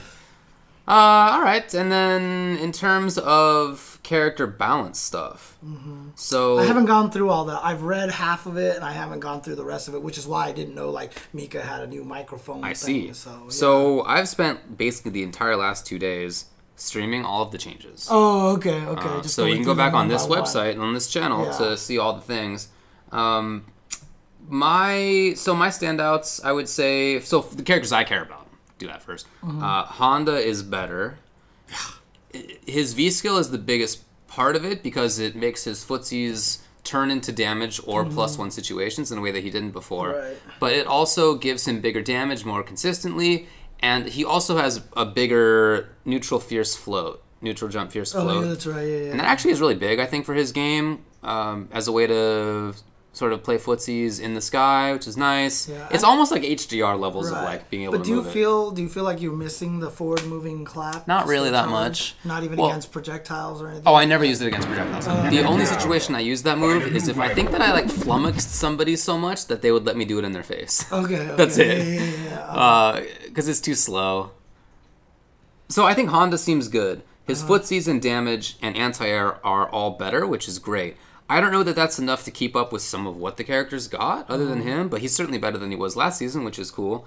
Geef is mostly the same, except that I think that his V-Skill 2, I think, is being slept on right now, and it addresses his bad matchups. It's like very well tailored, I think, to specifically the characters that he loses to. So I'm happy for Geef to have an actual solution to things like Poison Whip and Dhalsim Medium Kick and stuff that he just doesn't have otherwise. Okay. I think that's pretty cool. Other characters that I personally care about, Dictator, his Fierce is a little bit more whiff punishable, but whatever, it's fine. Right. Down forward Fierce the same, whatever, it's fine. I think he's mostly the same guy, and that's fine, because he's really good. Yeah, I mean, just as a little quick summary thing, I'm really impressed, again, with the... So remember, we thought Season 4 patches were really intelligently done. Yeah. And I feel it's very similar in this one, right? Obviously, there's some characters that seem like, what the hell did you do this for? Yes. But, like, I feel like overall, they did a really good job with the balances. And to the point where some characters didn't change much at all. No, that's true. You know what I mean? I actually was really impressed that they didn't even change some of those characters at all. Sure. And I thought that was really, really cool. I definitely agree with you. Like Mika's the same Mika character. barely got any Well, changes. so now she gets a Fierce butt out of Stand Short Strong. Right. And she gets the V-Skill buff that I talked about. Right, yeah. I think there's one slight nerf, but there's like nothing too big. Dhalsim. They also gave everybody more life. They get almost everybody more life. Yeah, not everybody. Almost. The Dhalsim Illuminati Twitter DM that I'm part of, they're considering changing their name to the Gilquisition. Are they that sad about it? I think Dhalsim is a pile of butt. Why? I was like surprised. So Dhalsim did get some buffs. Right. So in the sky, you can now cancel any air button into V-Trigger 2 ball. You can do down strong or back fierce into V-Skill. Right. Like, he got some extra movement stuff. That said, V-Skill 2 is probably not going to be too useful unless it's already a matchup that you win. Right. Right. It's useful against Geef maybe because he can't really stop you from throwing from leveling it up. But you already beat Geef, so what are you doing? Right. And then some of the other characters got like wild and crazy tools that are just going to be really good against Dhalsim. Okay. So, I mean, honestly, the biggest WTF so far. Shout out to Sir Retro. Hey, woo! Wow, 32 months. Jeez. Dang, okay. I mean, look, the thing about it is the biggest W2F is Rashid, right? I mean, that V-Skill 2 just seems like it might be too much, right? And he didn't get nerfed like some of the other characters did, right? Like Karen got nerfed. She got nerfed. She got things with... Kuma got nerfed. You can't do with Fireball and the V-Trigger anymore. Footsies are a little bit worse. Like, yeah, exactly. EX Flips worse. Like, clearly they nerfed a lot of the top characters, but Rashid... Not Rashid. The character who had 6 representatives in the top 32 of Capcom Cup. Shoutouts to Swift Muse TV or Swiftimus TV, sorry. But I mean, like, they made it so that Rashid doesn't get as much Oki off of the full medium mixer. Right. So you do the level 2 mixer instead, and they're right next to you. The same thing, right, exactly. And then they also made it so his crouching fierce is a little more whiff punishable as well. But, whatever. Like, that's, like... They didn't revert Eagle Spike back? I know, right? I mean... That's what I thought, too. I thought they would do that. Yeah. Who else do I care about? Abigail, I think, is looking like a pretty good character. He, like I said, his V-Skill 2, I think, is really legit. He'll probably still want V-Skill 1 in matchups where people jump at you a lot. Yeah. Right? There's probably still matchups. So you have 2 legit V-Skills that I think are good. He's going to do more damage because some of the buffs are V-Trigger 2, and he already dealt a lot of damage, so I think he's shaping up pretty well. G got buffed. Crouching medium kick now combos into stuff, and he's the same other than that. Except he also has V-Skill too. So, they buffed V-Trigger 2 also. Oh, yeah, that's right. So they definitely tried to buff a lot of V-Triggers to make them more playable and stuff. Sure. Which was the weirdest thing for me, because I looked at Lucia's patch notes, and they're like, people aren't using V-Trigger 1, so we're going to buff V-Trigger 1. And I was like... I saw that. It's like, what? Like, what?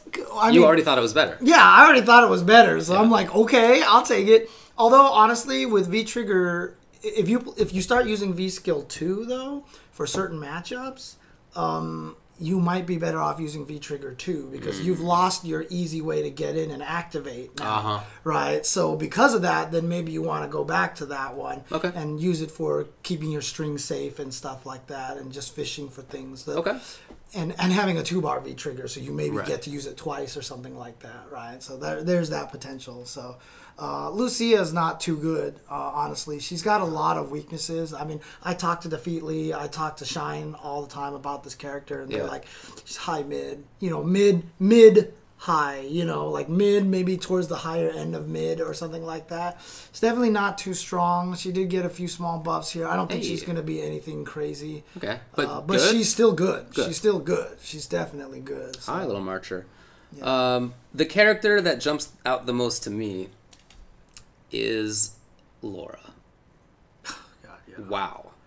Because they thought she sucked. They thought she sucked, obviously. And she's not good, right? They were kind of right that she wasn't amazing. But, she wasn't top tier. But they buffed her a lot. A lot. A lot. There's a lot of stuff. It's actually, it might be the longest list. It's certainly among them. She walks faster. The target combo is now special move cancelable. She has the new V skill. She has... EX Fireball can travel full screen. Yeah, she has the different strengths of EX on the EX Fireball now. She can hit confirm crouching medium kick now into actual stuff. Right. She can do bolt charge into super in trigger. Sunset wheel reduce the recovery by 1 frame on hit. Like I know, right? It's a lot. Her new V skill looks really, really good. Her light command grab has more range. You can now do on block stand jab, and you're still in range for command grab. So she is good. I know Auric is in the chat. I know Auric is in the chat cheesing right now. He's so happy. He knows. I mean, she's good. I thought he's playing Laura on stream right now. The thing is that she's good. She got buffed in a way that's not like gimmick.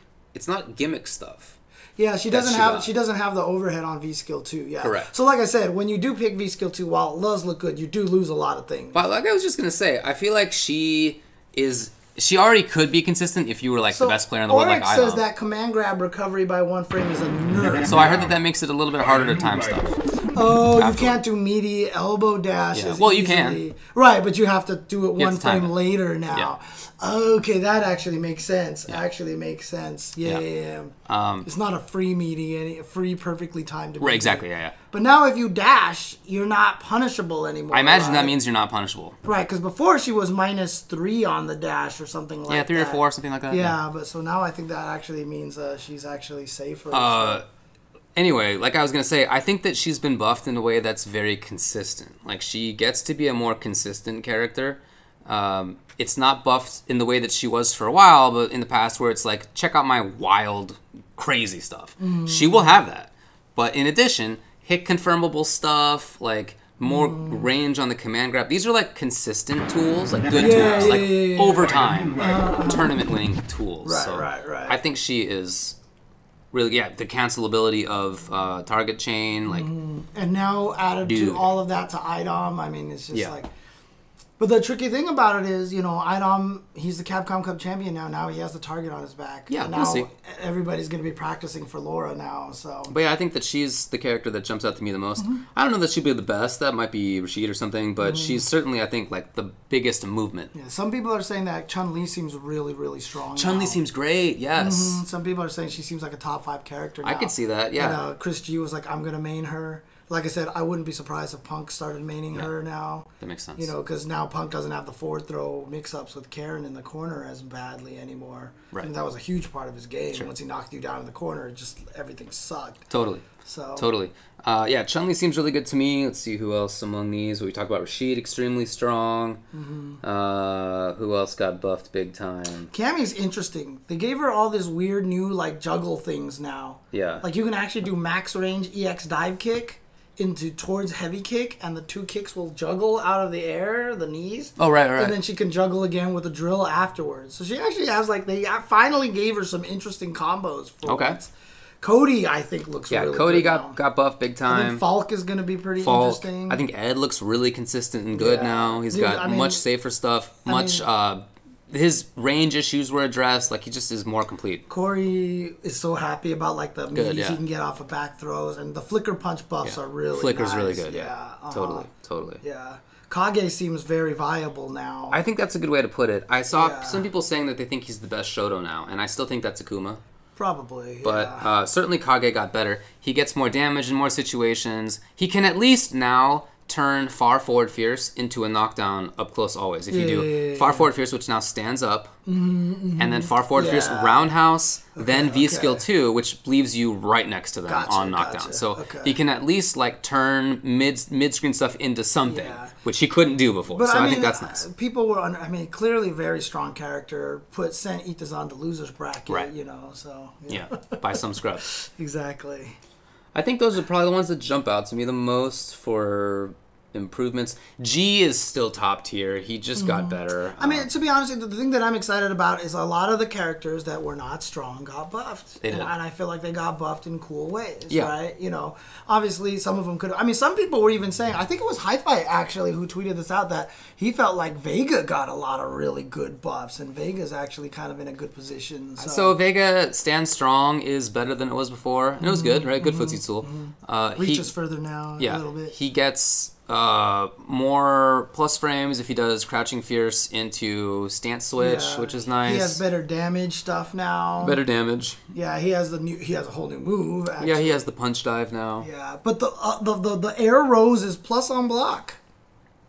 I don't know if I knew that one. Yeah, if he jumps and throws the rose down, he's plus on block now. So the air rose... Oh, he can actually make something happen, huh? Yeah, he gets in and he's plus on block now. That's nice. So that's actually kind of... And Hi-Fi just says lots of claw players in Japan are happy, Good. so... I'm glad. Yeah. I'm glad. Who else? So Sky High Claw can combo into the rose in the air, which is the sickest thing ever, dude.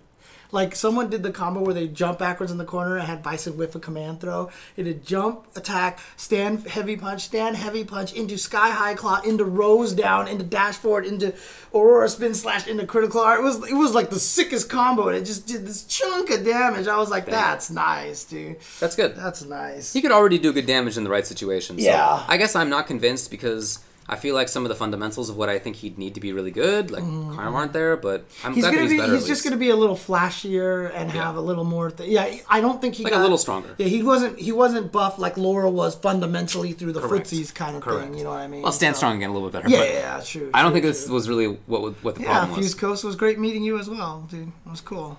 I still think Dictator's really good. She's still as far as characters who I think... were bad before? No, characters who didn't get what they needed, maybe? Or is there anybody else you want to say? Well, I was just about to say, like, I think Ryu V-Trigger 1 buff is going to be huge, I think. Is going to be really, really good. Is he going to be significantly better? I don't know if he's going to be significantly better, but... I think Ryu is disappointing. I think Fang is disappointing. These are characters who... The way to make them good is, like, no mystery, right? Like... It's not a big mystery to just give Fang, like, the ability to do a combo out of a 4-frame button. Or, like, for Ryu to, like, maybe his fireball should be good. His light sleeves combo after 4-frame button. I guess. It's 0 on hit, I think. Like, it doesn't knock down. It's not good. Fangs don't even do it. Like, literally. Like, Mono told me he actually never does that. He doesn't think it's worth it. Ryu... Just maybe make his fireball all right. Quit giving characters moves that are anti-fireball. Like, right. A bunch of these new V-skills are anti-fireball. Why? Like, Ryu, his V-triggered one is definitely better, right? There's some buffs there. Why would you use him still? Why wouldn't you use Okuma or even maybe Kage now? Right. Not Ryu. What about Nash? What do you think about Nash? Nash is a little bit better. I think we'll see some more Nashes, so... Maybe. Yeah, Ryu EX Donkey Kick into Tatsu is really nice because he can combo off of moves that he couldn't before and get Oki now because they just made it cancel into Tatsu. Yeah. So I think Ryu will be better. I don't think he'll be as bad as he was this season. I honestly thought he was the worst character. I kept going with that. I think he'll be a lot better now. I think we'll actually see Ryus in tournaments. Will they be winning or succeeding? Probably not, but you know, like I can see Ryu players actually doing more damage now. Let's just put it that way. So I imagine that I don't expect that. So Daigo says Ryu is super strong. Super strong? Are you getting the translation right? Birdie Nerf is Ryu's biggest buff. Interesting. I still think that if you wanted to play Ryu, you should just play somebody else. Yeah. Because some of these other characters are at least unique. At least Fang's a weirdo and he's unique. Ryu, the uniqueness just isn't there. Right. They just haven't carved it out. And he's not good enough otherwise. Anyway, I guess we'll see. Birdie kind of got messed up. Yeah. Yeah, his anti-air is worse. He's more whiff punishable. He only has one V skill. I don't know. I think some that people they were even pointing out some shadow nerfs too. That Okay. in a situation where normally the strong would hit, it wasn't reaching anymore.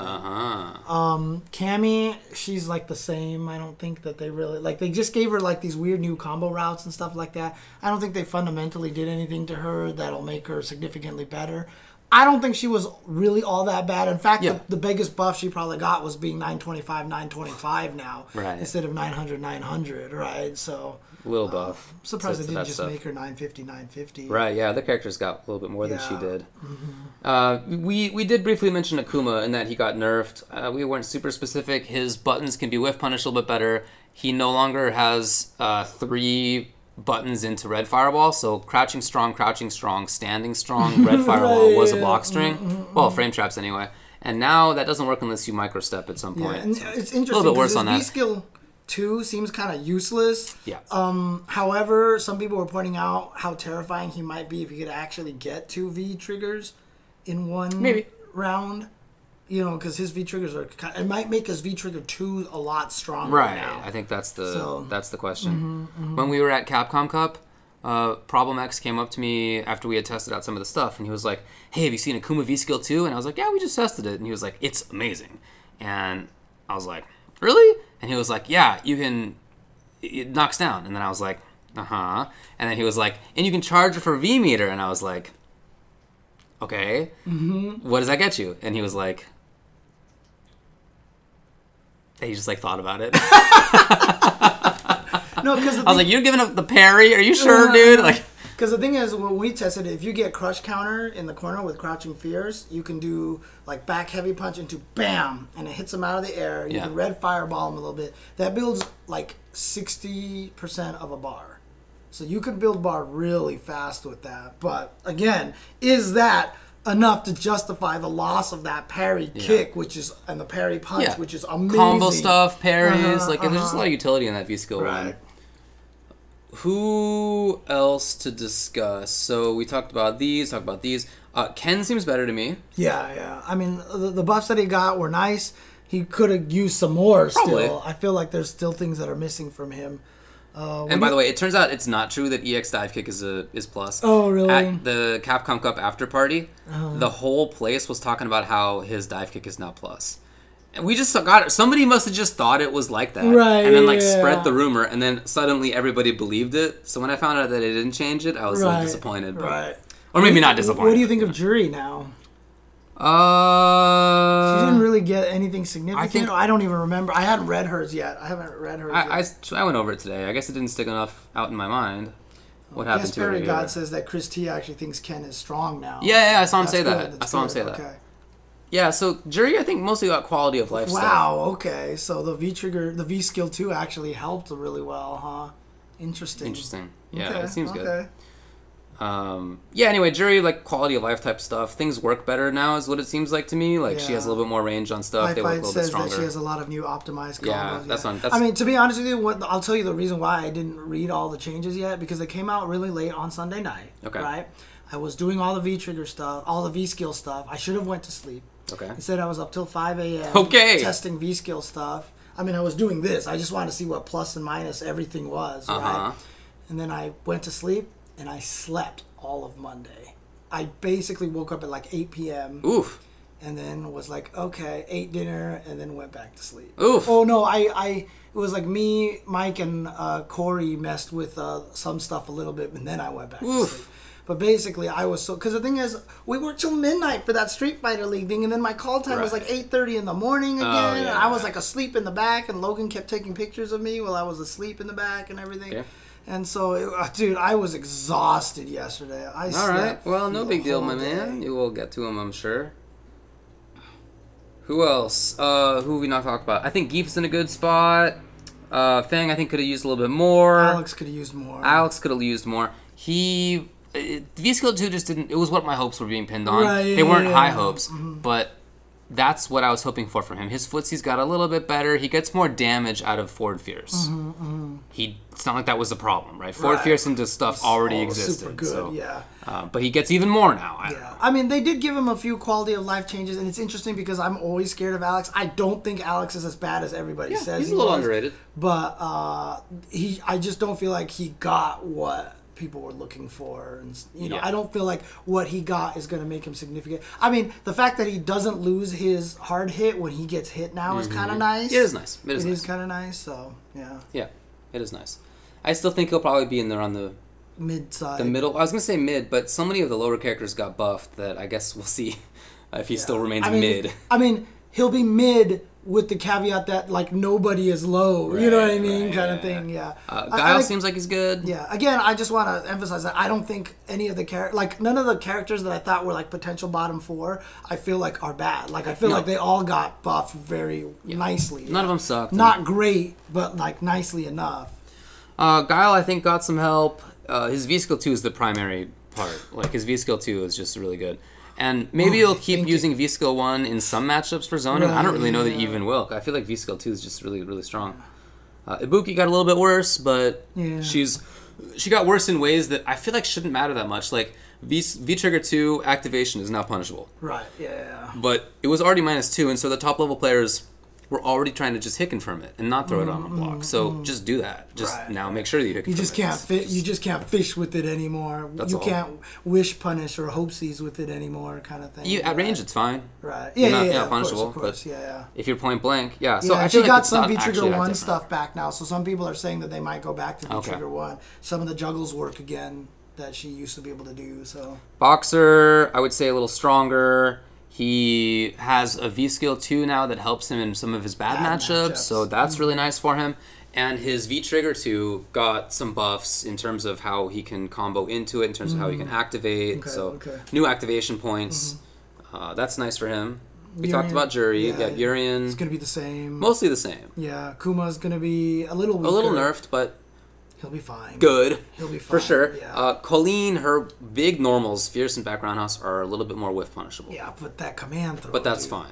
Yeah, her V-Skill is good. New V-Skill. They tried to buff V-Trigger 1. So some people are saying that the new Urien V-Skill is big. So some people are saying that it's good for them. So because like I said, it does open up better combo routes. And more interesting Aegis Reflector mix-up setup. So that's the potential, I think, right there. Well, cool. I'm looking forward to seeing that then. You don't think that Akuma will be fine, huh? I think Akuma will be fine. I think that he's not a top 3 or probably even top 5 character anymore, but I still think he's the best. People are going to find other great things with this character. That's just how I feel. He's the leaky boat of SF5, yeah. Yeah, they're going to be like, man, I can't use this really broken thing. Oh, wait, these things are pretty good, too. And so he'll be fine. He'll be fine. Ed, we talked about, he got buffed. Abigail, a little bit better, but not. Oh, better, yeah. V-Trigger 2 got some buffs. Maybe we'll see people use that. Her V-Skill 2, I think, is really nice. Her V-Skill 2 allows her to set up situations. Like, I felt before she struggled at coming back. That was a bad situation for her. Now she can force situations with the ball out, V-Skill 2, you cancel the ball recovery, now you have plus frames. Another thing too is that just it combos off of crouching medium punch, which is really nice. So she can hit into Soul Spiral, at farther ranges. She just didn't have anything that comboed at that range a lot of the times. Now you have something. And it knocks down as well. And like you said, if you have the ball out, you can cancel into the retrieve. And so there's better ways for her to get the retrieve a lot of the times. And so, yeah, it's going to be a nice little thing. I think it's nice. Zeku. So they nerfed young Zeku a little bit. but they kept some of his best stuff. Like sweep is still there. The fact that he like snowballs really well is still there. He's got a lot of his good stuff still. Standing heavy punch is still super confirmable. So. It is. More whiff punishable, but also confirmable still. And old Zeku got buffed. Crouching medium kick is cancelable and hit confirmable, so he got a buff there. And then the new V skills, I think, are really interesting. I'm really looking forward to seeing people do with those. I mean, I think it was Angry Bird. I saw someone just say basically like V skill 1 is dead. Right, that makes sense. That kind of thing, right? So, that makes sense. You never used it except for side switching sometimes, just, I want to transform and side switch.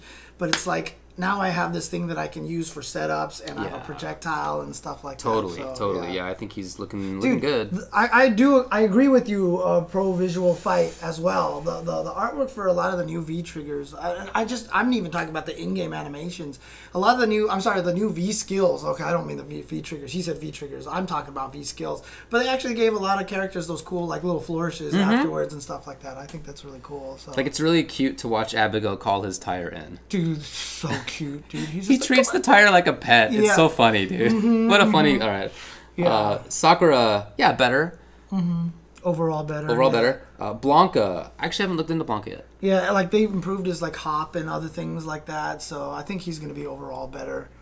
His hop, huh? Like his moves better. Yeah, like it's like faster now or something like that. Okay. I think I saw. Yeah, surprise forward. Overall movement frames decreased from 30 to 28. Not a huge difference. Okay. And 31 to 29 on the back.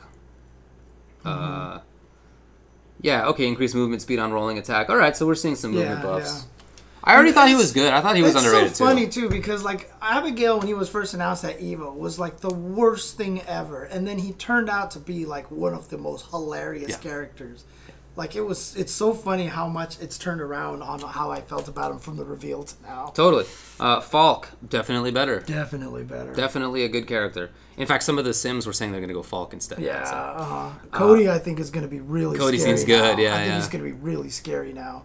I also thought Cody was underrated, but I think in last season, but I think he's going to be ridiculous now because now you're going to have to watch to see if he's doing level 1 or level 2 Zonk. Right. So you know whether you can try to take your turn back afterwards. What is level 2 Zonk on block?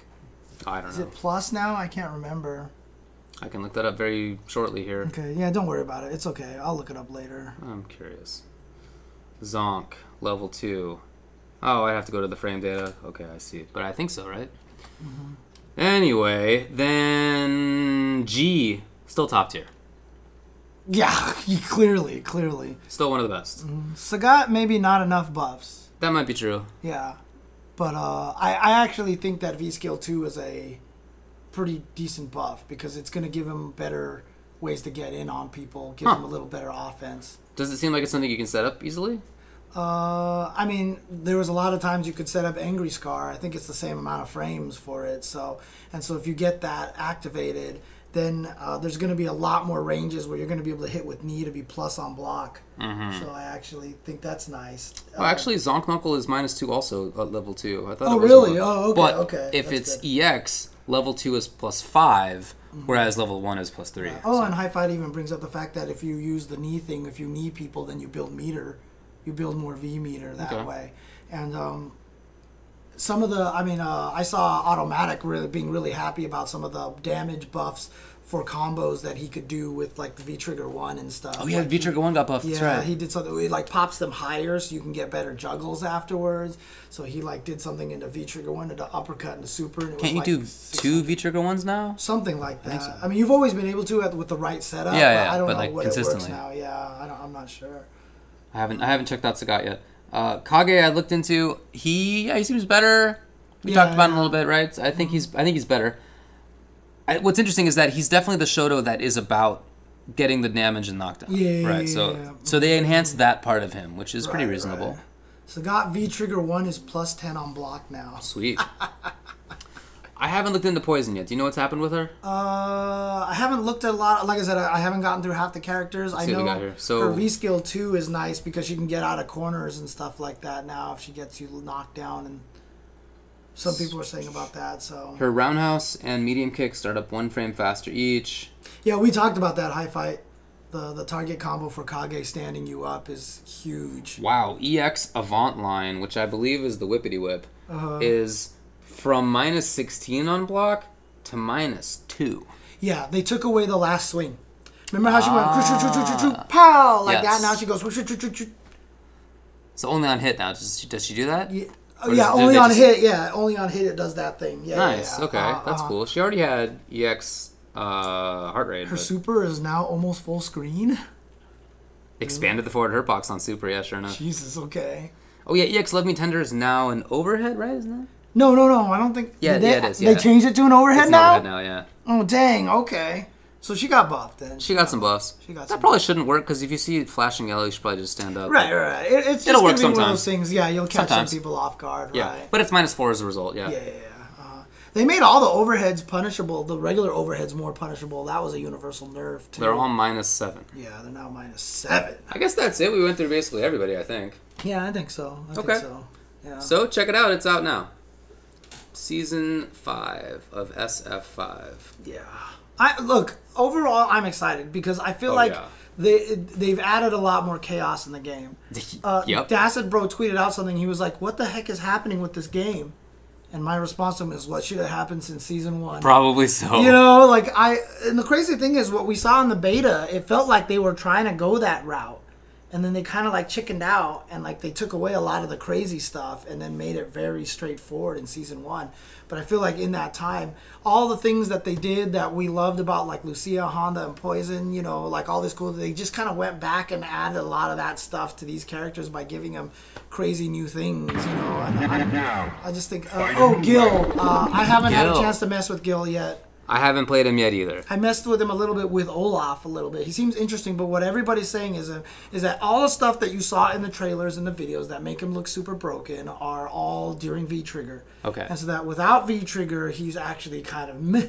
Okay. And then when he has V-Trigger, now he's terrifying, right? Okay. So that's how he plays. He's a V-Trigger character. You know what I mean? See. So that's what a lot of people were saying. So I watched Jibbo Automatic play earlier today. Some Gil, and his description of the character was that it's more about zoning, and that Gil doesn't have a crush counter, so he's finding it harder to build V meter for V trigger, but he thinks that once he gets his V trigger setups and stuff down, that the character will probably be really good. Yeah. But he did say like his feeling right now is that Gil's like maybe mid-ish. Yeah, once he gets the V-Trigger we'll start up, it's very terrifying.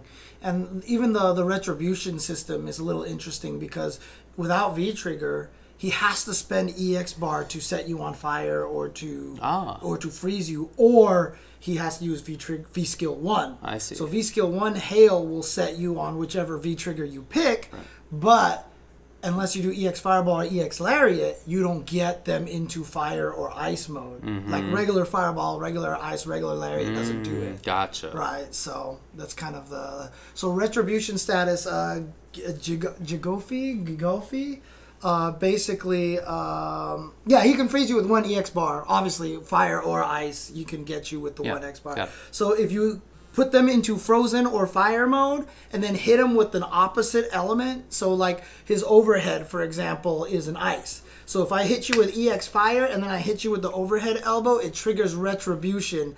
And a lot of times it makes you either pop up higher and longer, but in the cases of like his overhead, if you hit them with it, it actually flattens them and they can't quick rise and they can't back roll. So you just get a free hard knock. It's like a free crush counter sweep, basically. So you have some stuff like that that knocks him down. Yeah, it is his crush counter system. Yeah, so, but it doesn't build V meter. But it doesn't build V meter, right? So actually, I don't know. That's what Jibbo said. I haven't tested it.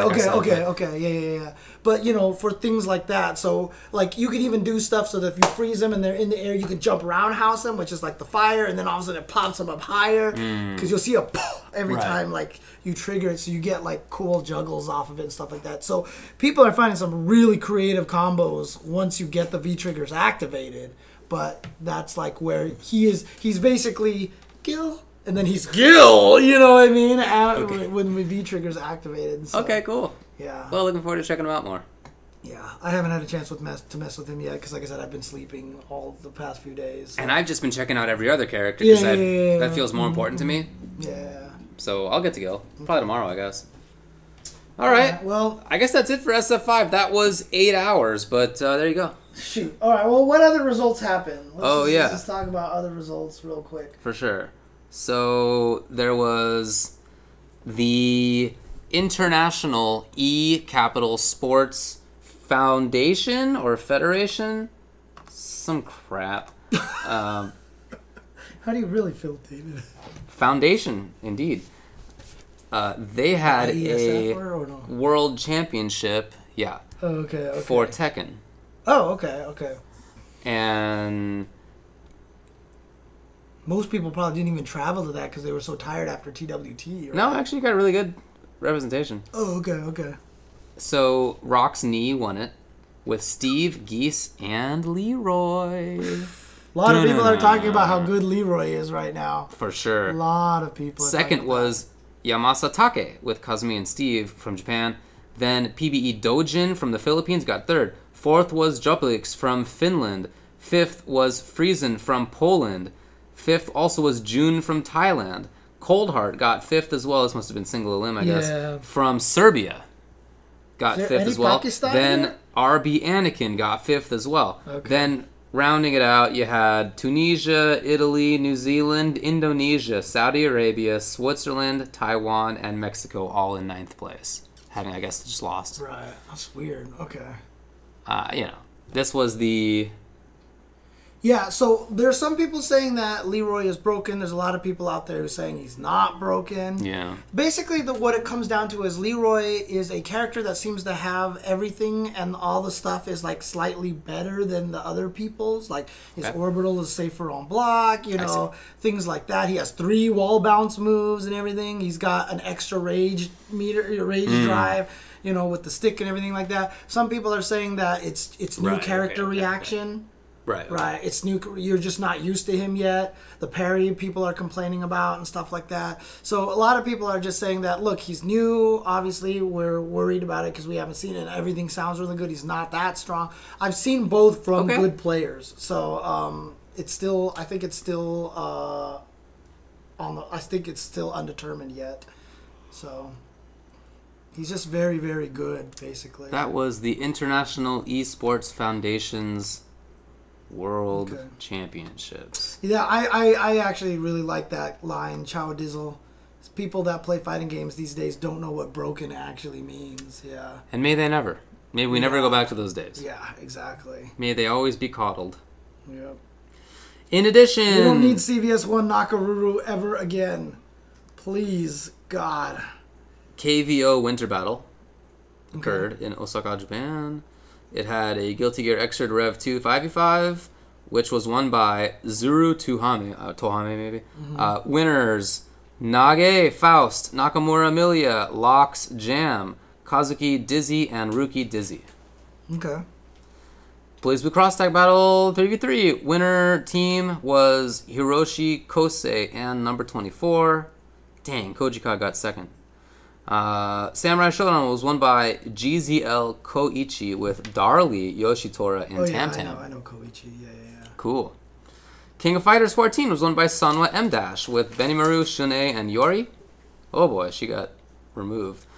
Dissidia Final Fantasy NT was won by Cherry Xmas, which was Nagi, Noren, and Cherry DFF. Be different.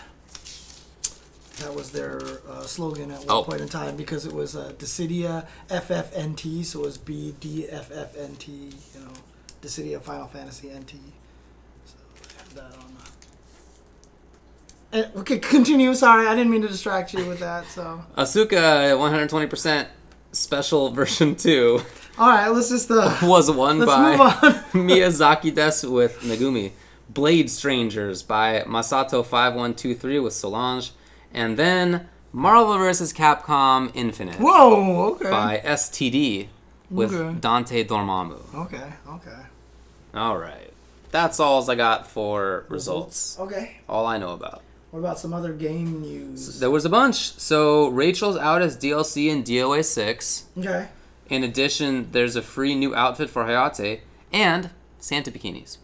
Okay. So check it out. Okay. Rachel's out. I think is probably the biggest news there. Right. I always feel bad about underselling DOA so much. I just don't know anything about it. So my bad for not like talking about it more. But well, there's obviously our expertise is Street Fighter V, as we can talk about it for 3 hours. So that's just how it works. So that's right. You're an NRS commentator. Thanks, I forgot. James. I forgot. Samurai Showdown Wan Fu releases tomorrow, the 18th. Tomorrow our time. Yeah. Almost everybody in the world, it's already the 18th, but for us it's still the 17th. Did you see the trailer? I have not yet. Because cool. I was probably asleep most of the day Okay. yesterday. So. He looks pretty cool. Okay. He looks like, I mean, I don't know the game very well, but he looks like the same guy. Oh, from before. From before. Yeah. I'll check him out. Granblue Fantasy Versus. First of all, there was a trailer for Vaseraga, and he looks cool.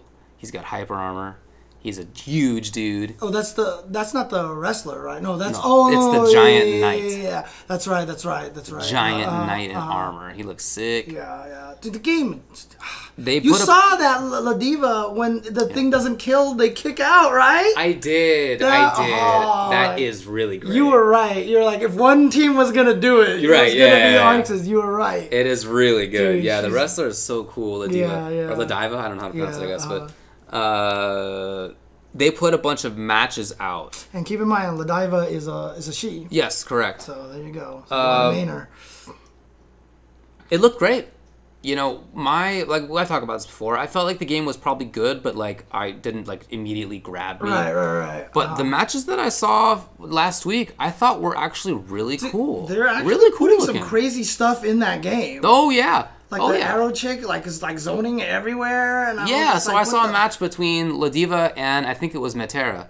And so Matera's zoning, La Diva's like the grappler trying to get in, right? It's a very classic archetype matchup. But it just seemed like it had a lot of interesting takes on that matchup, which I've played in any number of games from both sides, and I always love from both sides. So I'm looking forward to that. Chow Dizzle, obviously it starts with only 11 or 12 characters, but Blaze Blue started that way too, right? There wasn't that many characters in that. I don't remember now. But He's probably got right. 700 characters now. Yeah. Right? Well, it took him 10 years. Yeah. And it's actually a better way for people to start into the game with having less characters. Sure. This game is going to bring in a lot of people who don't play fighting games, and if you start with 10 or 11 characters, it makes it easier for them to get into it. So I think it's fine. Well, the other news about it is that DLC was announced, including Chaos Bringer, your favorite. Oh, dang. I'm going to guess Belial? Could be Belial. Okay. And also Soriz and Jita and somebody unannounced yet. Okay, so there's going to be more characters coming to the game then. Yes. What was that? I'm just trying to read what people think the pronunciation is. Is it Belial like that's like literally the name of like a literary figure, or because someone says Belial is like an actual demon, right? So. Oh yeah. Belial. Belial, I guess. Belial? Okay. Is this like something I should know that's from like I know there's a bunch of literature? Final Fantasy bad guys named that, for real? and stuff like that. So I guess I've been pronouncing it wrong, so. I would feel worse if it was like something I should know from classic literature. Okay. But I guess I don't. There's also going to be a second character pass. So 5 characters, 4 are announced. We know that there'll be 5. Mm-hmm. Then there's going to be something else. Okay. So they're definitely going to be expanding stuff. Okay. They will have an RPG mode, which they're going to talk about. It'll be like a side scroller with like co-op play. Yeah, they've shown like little clips of them like fighting a giant monster. Exactly. Like, 2 of them are fighting him at the same time. Exactly. Yeah, gear, level ups, like that sort of stuff. And then also, Rage is going to have an invitational esports league. Oh, cool. For it, which will have a grand prize of 3 million yen, which is a little less than 30K. Yeah. Probably 27 or 28K right now, I guess, USD. Okay. So for real, it's Hebrew, and I don't know it? Oh, no. That's funny. I knew all the Mortal Kombat lore, but I didn't know Belial. Okay. Man, Dang. that just gave Flo now more reason to be the strongest Jew in the FGC. Jeez, my Hebrew is not great. I probably know more Yiddish than Hebrew, to be honest. Continue. MK11 added crossplay. Dude, amazing. And what was almost surprising is that it just showed up. Right. We just got a well, you know, me in the NRS community, we just had the game on, and all of a sudden there was an update to it. Okay. It wasn't like announced. It was like, here's a patch. There it is. Right. And then they, you know, tweeted about it a little bit. There's more info. So it's in Is it cross-progress beta phase. well? It's not. Okay. It's not. So it's just cross-play between Xbox and PS4, and it's in beta phase, so you have to specifically do it for now. You know, but it'll happen. I know some people are like, what about PC? What about... It's in beta phase. It's in beta. They're testing it out, and I'm sure if they figure out how to work it, then they'll just try to port it into everything else, and then we'll be able to play. Please don't let Switch Wi-Fi users in. Well, you'll get the thing to be able to see that Yeah, they're but you on can't reject Wi-Fi, it. right? Oh, can you not? You I cannot thought you could reject it. No, that's what the community wants. Oh, okay. I thought of the... Okay. No Switch. Okay. No. I would love it on Switch because I have it on Switch. Right. Also, they put a teaser out at the Game Awards, which we all watched, which everybody here watched. And in that, of course, as you all know, they have a Joker teaser where he talks with Cassie in the Harley Quinn outfit, and it's a very funny little back and forth dialogue, as you all know. Yes. I'm so happy about the crossplay. I think that's so cool. All props to NRS for that sort of stuff. They work so hard. They keep doing that. I mean, like the fact that they even did the switch of the netcode and MKX in the first place is ridiculous because it's just not easy. It's not cheap to do that. You know what I mean? So, the only thing that I hope is that they're not overworking their employees to do these kinds of things. I agree with that. But the thing about it is they're probably easier to do that because they also have Warner Brothers money. So, you know. Well, it sounds like it didn't just come out of the blue because Paco Stevens, who works there and may be an important figure at that company, knew about crossplay with a K 37 shows ago. Buddy, we were here the whole time. You couldn't have told us? You couldn't have tipped off your old pals, Davey and James? We could have had an exclusive announcement on the UltraChenTV show. Right? Come on. There was no announcement, right? Right. You could have had the announcement here on UltraChenTV like the week before it came out. Right? What a missed opportunity. Well, I hope that in the future you'll know where to go. I'm shaking my head at you. No, I'm just kidding. It's all good. It's really good. It's really good. I don't feel like I know Paulo well enough to rib him just yet. The Game Awards happened, as we all know. Did Sonic show up? I don't know. I didn't watch it. I didn't see him. I don't remember seeing him. So, I don't know what happened with him. Super Smash Bros. Ultimate won Fighting Game of the Year, which you were absolutely correct about. Yeah, there's just no reason. If it was nominated for Game of the Year, yeah, I know, and right? it was in the Fighting Game of the Year category, it was going to win Fighting Game of the Year. There's just no way. There's no way. It did. I will actually tell you, I had it on in the background for the most of the time. And again, just the game announcements just did nothing for me. Whoa, okay. Like, what was it? I don't even remember. That's how much it did nothing for me. Was it like realistic action game? A lot of them were. Was it like third-person realistic action game? There was some interesting stuff that was there, but some of it was really weird. Some of the stuff was really bizarre and everything. I don't know. It's just, the whole thing was really weird, and I don't know. Like, the whole vibe of the show was just kind of bizarre. Why did I even do that? Well, that was Thursday night. What did I even do? Yeah. Nothing interesting. Nothing important, for sure. I just didn't watch it. Okay. So, Mad Catz came back and has a new stick. Which is and it's just knockoff BS. Well, it's an already existing joystick that they just took and rebranded for Mad Catz. So it's nothing that they've created. They just took something that exists and are rebranding it as a Mad Catz stick now. Correct. And I can't speak to the quality of the parts. I don't know. Maybe it's fine. But it's not something that they made. Right. I mean, it's nice looking because it looks flat. So it looks like it might actually, fit in things. Maybe it'll be travel or more travel worthy or something like that. But I don't know. We'll see. Okay. We'll see. And then, this was a news story that I read on Event Hubs, but it wasn't sourced, so I couldn't get all the info. But Capcom filed trademarks in Japan for Dino Crisis, Vampire, like as in Vampire Savior, Bionic Commando, and others. And so there's speculation that this means that they're making new games based on that. And as an attorney who has filed trademark applications for companies and companies that make video games, That does not mean that. Yes. It does not mean that. They're just making sure it doesn't go away. It just could be maintenance like that. It could be so that the trademark isn't abandoned. I don't know Japanese trademark law, but I assume it works similarly because that's pretty standardized. It could just be that they're maintaining it. It could be like, in the future, maybe we'll do some stuff. Or we'd like to keep controlling games that have been out, right? It's probably more of that. Dude, talk to, what was the company, Kenner? About what it's like trying to the mistake that they made about the Star Wars toys problem. Oh, I don't remember that. Did you watch the toys? I did. Yeah, I know. I remember what you're talking about, but I don't remember the situation. George Lucas gave him like the greatest contract ever, and so because no one knew it was going to be that popular, and so they were just making money hand over fist, and all they had to do was just turn in the thing to renew it every year, and they forgot 1 year, and so the contract died. And they had to renegotiate a brand new contract, and George Lucas was like, "Thank you, I'm just gonna keep all the money now." Yeah, that's right. So please do not take this news as meaning that there's going to be a new Vampire Savior. It just doesn't mean that at all. I do that all the time, Hideo Kojima. Trust me, rubbing my face on the cat's belly. At least for Nathan, I do. Not as much Jasmine. I think that. Maybe it. Shizza passed away. So Shizza was a fighting game player in Southern California. He was extremely good, extremely nice. He was the first pad warrior too. Yeah, really. So the era that we're talking about here is like early SF4. It's like year 1 and 2 of SF4. This is Chico BMX garage days. It's like 2008 and 9. Maybe 2010. He might have already quit by that point, like very early.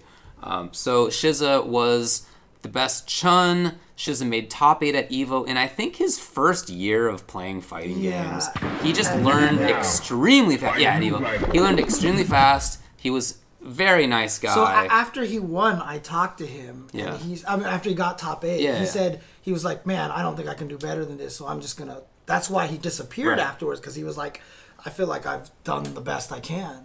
He got one of the golden joysticks and everything like that. I feel like that guy could have won EVO. Just the talent of getting your EVO top 8 in like year 1 of you playing fighting games competitively. Yeah, he was the one who stole Flo's stick, basically. Yeah. He beat him. He did help. He was one of the 3 people who rapped on the EVO theme song. Yeah, very talented musically. Yes. But then apparently he had a neural condition. Something neurological. I haven't kept up with the guy. Anybody about it. Yeah. Yeah. It seems to me like some fighting game players did keep up with him. I haven't spoken with. Well, I didn't speak with the guy for the last many years. I know other people did. So, the news, I guess, is out. Something neurological. What it was, I don't know. I don't want to speculate on that too much. But he was nauseous all the time. He always had low energy. Yeah. So that's so unfortunate. He was early 30s, right? Still a young guy. Yeah, he was early 30s, yes.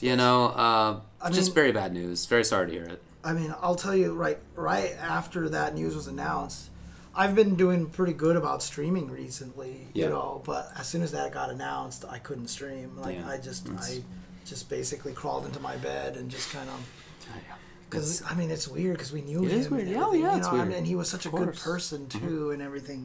Who knew? I'd even seen him at Super Arcade a couple of times. Right. Yeah, he did come hang out occasionally. He just showed up, and I saw him, and he looked normal. It didn't seem like anything was going on, and then I heard about that, and I was just like, what the hell? Out of the blue for me too. I mean, again, I didn't keep up with him, but just very sorry to hear it. Condolences to his friends and family. That's a big loss for sure. Our knowledge of him is primarily in a fighting game context, so I think that's what we talk about. But yeah, very talented as a musician, very nice guy, funny guy. Very sorry to see him go. I wanted to bring it up at Capcom Cup, and I forgot. Shoot. That's my bad. I wanted to bring it up on stream. Well, okay. In lighter news, this worked. Oh, the new one, huh? It worked. The burrito department worked. Oh, that's right. You brought the burrito in, too. I've actually smuggled a burrito into that little spot right there where the wire's hanging out. This is called the burrito compartment right here, and the bigger area is where these buttons fit into. Right. Oh my god. So Capcom Cup didn't let you bring in outside food, and Is that magnets again, or? Yeah, that's magnets. Okay. Yeah, but it's not magnet strips. It's Yeah, just, okay. pallets. I got food in. Yeah. Yeah. And then I had food inside. Wow. Well I had done. my stick. It was actually a taco that I fit in here. Right. So I lied a little bit. Well but done. It well was done. nevertheless a stick taco, and it was very tasty. Can I see it? Yes.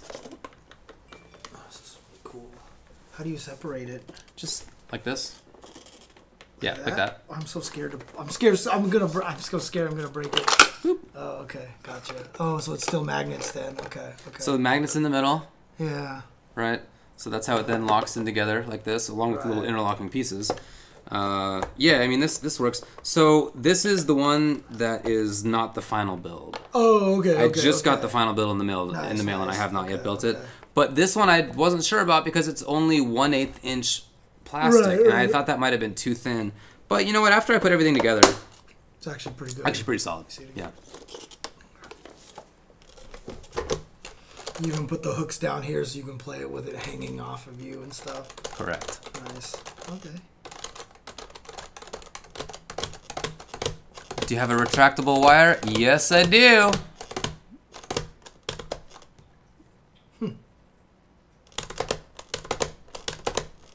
So the stick. I guess that's about it. I had planned to go to Worlds Collide tonight to play. I'm feeling really tired right now. Yeah. So I think I'm not going to do that. That was my intention. So my bad to everybody I'll miss out on. I do want to say, though, shout outs to the little local, which is like 20 to 30 people. Yeah. And 3 of them got top 24 at the LCQ at Capcom Yeah. Cup. So shout outs to Commander Jesse, who streams it, who got 2nd. Shout outs to Blarlad, who got 7th. Shout outs to Alex Myers, who got 17th.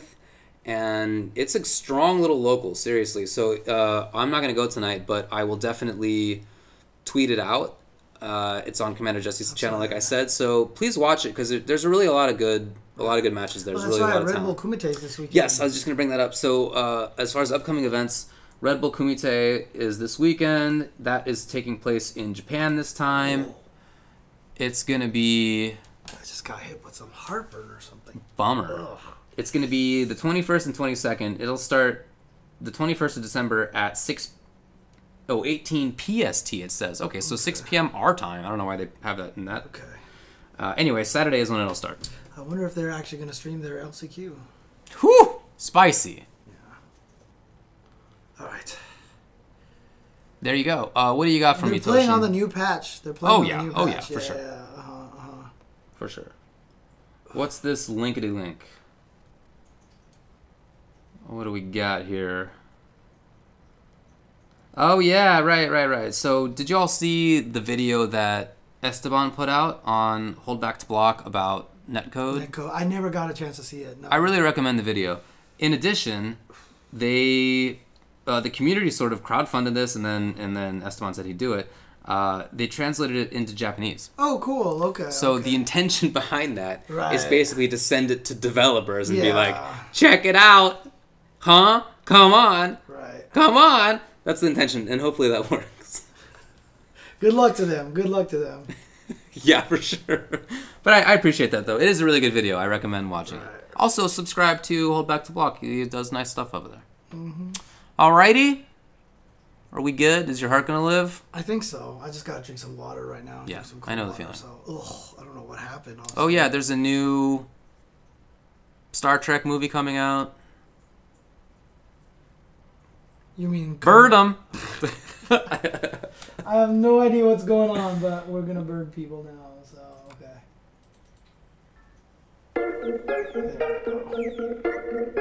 Yes, that's the joke. Yeah. Come on. Well, you did make that mistake one time on the stream while you Okay. were wearing the. I was wearing a Star Wars shirt at the time. Yes. Yes. Come on, give me a little bit of credit. By the way, I find The Mandalorian not very interesting, and I'm not convinced that it has an overarching story.